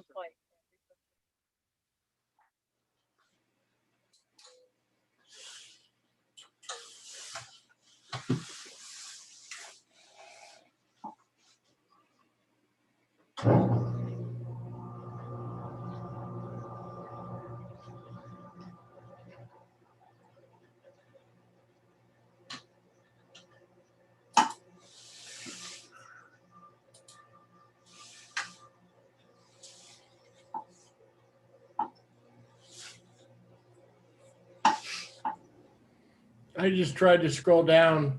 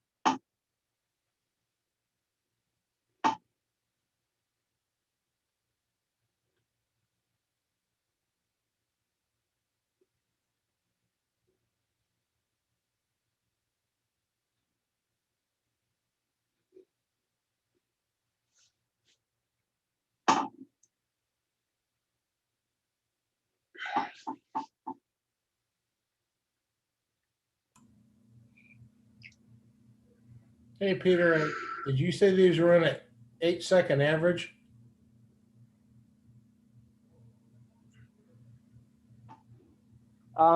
This is now on a 4-second. I got it on a 4-second integration, 256 frames. Okay, yeah, does it look like we're getting a lot more than, yeah, a 2-second post on these? Yeah. That's really cool. Thanks. Hey, no problem. Yeah, this is the last of it. Right around now, you had that whole bunch of geosynchronous satellite coming in through the field of view. It's pretty neat.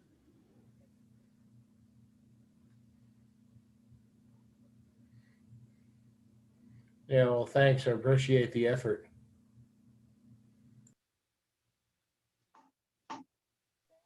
Hey, thanks for being the guinea pig. It's, as I said, we're just setting everything up as a technical exercise on live streaming this.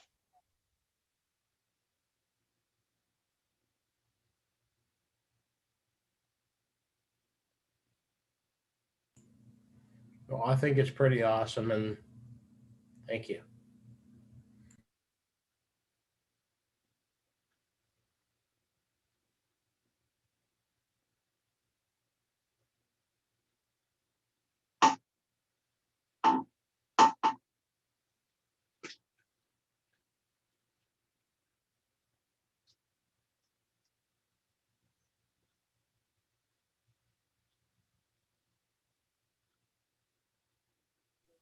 Okay, we'll be packing up here. I was actually going to try to do the SSTV as well through the repeater next time around maybe, and then I'll give a heads up.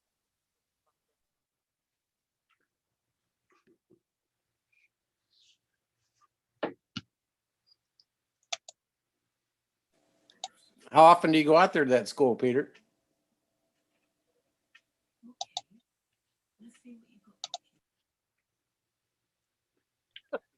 Not that often this semester. I help out. I volunteer out with the high school astronomy program, and they've got a pretty neat program where the teacher actually has a outdoor component to actually do basic constellation ID, that kind of stuff. And usually about 4 to 6 times a month out here by Washington Elementary. And then the neat thing is they get it's all arranged so that the elementary school here, all the outside lights are off for that 2 hours we're out here. Yeah, I heard you say that earlier. That's why I was wondering how often you went out there. They'd turn all those lights off. Yeah. Oh no, the teacher coordinates with the with the school over here when she's coming out and stuff like that. So usually we get out here just before first quarter. Once the moon's out, you don't get to see all the stars. So usually that, and after full moon, when the moon rises, we try to get out here when the moon isn't up, or at least just the crescent moon is setting. Are you gonna be out there on the 21st of December on the solstice? Yeah, well, that's what we're trying to plan on. We might be at a car park. We're going to see how we can do it. With social distance and everything else. One too many. It's limits the amount of students out. It's only about 10 or 12 at a time. This time around, usually get up to 20, 30 of them. And but yeah, the plan's on the 21st. We'll have something out somewhere. And it's in the evening, so it should be easier. Well, and the 22nd is the next Elmer night after the 21st. Not to be greedy. Okay, we're going to be wrapping up here. Let's see what Mark's up to. I'll hand it back to him while I pack up some stuff here.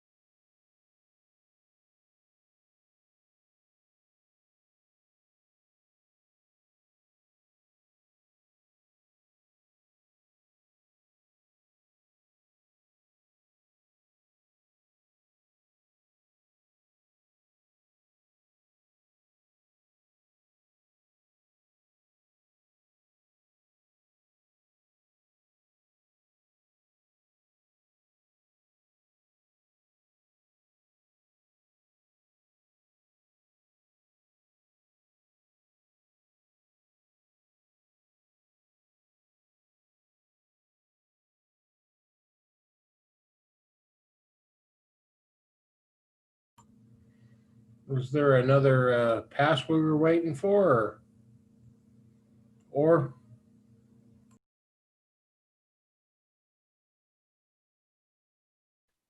Oh, sorry. No, that's it. That's it. Sorry, we no in the Zoom meeting. Apologies to keep you guys there. Got a couple of things running here, and let me try to get Mark to at least say something. Oh yeah, that's no problem. I don't mind. I it's awesome looking at the nebula, but I just wasn't sure if we were waiting for something. Obviously, on the cosmic level, I may need to wait millions of years for something to change, but I wasn't sure if anything was going to change tonight. So fair enough. No, yeah, nothing else. Hey, yeah, no, thanks guys for sticking around. And as I said, it was just something we're just trying out, but Awesome. Yeah. And then I should have come up with a better target list tonight, rather than try to think of something off the top of my head. But I said, yeah, we saw this, and then just now M1 Crab Nebula. Yeah, that one was a supernova, and then there was the open cluster M35. It's a little too narrow for Andromeda Galaxy. I'll have to put a different scope on it, but that's pretty interesting as well. Anyways, go ahead. Sorry. No, go ahead. No, I said I'm gonna sign out of here. Need to go pack up. Yeah, I'll say pretty damn good for doing it off the cuff. Awesome. Thank you. Okay. Thanks. Well, that's the last side of the light over there. You did, yeah. I did show you all the telescope setup. If you wanna take a look at it. Well, Bob hasn't seen. Let me run through the telescope one more time. We don't need. I can do white light now. Hold on. There is. If you go into my video, where is that?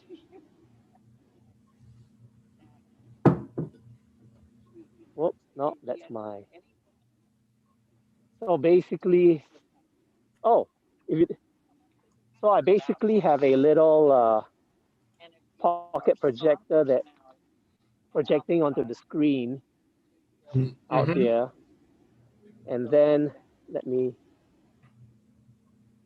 As I said again, that's the telescope to the CCTV camera that does the integration, and then to the that's just a monitor to monitor the feed, and then we get Mark to do the streaming.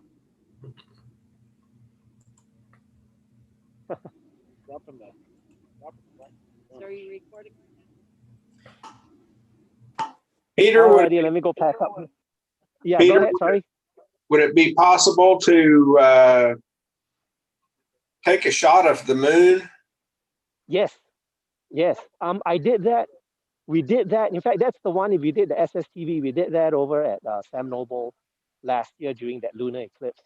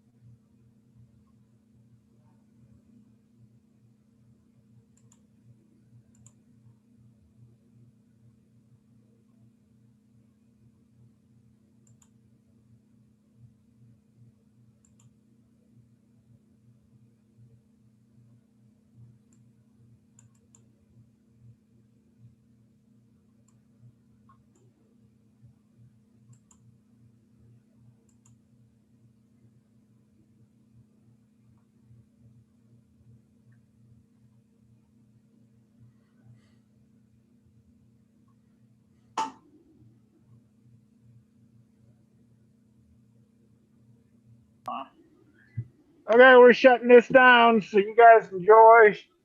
Turn out the lights when the party's over. Well, I probably should go to bed. I got to get up at 5:30. I need us. Yeah, I appreciate you guys streaming this. It's been real interesting.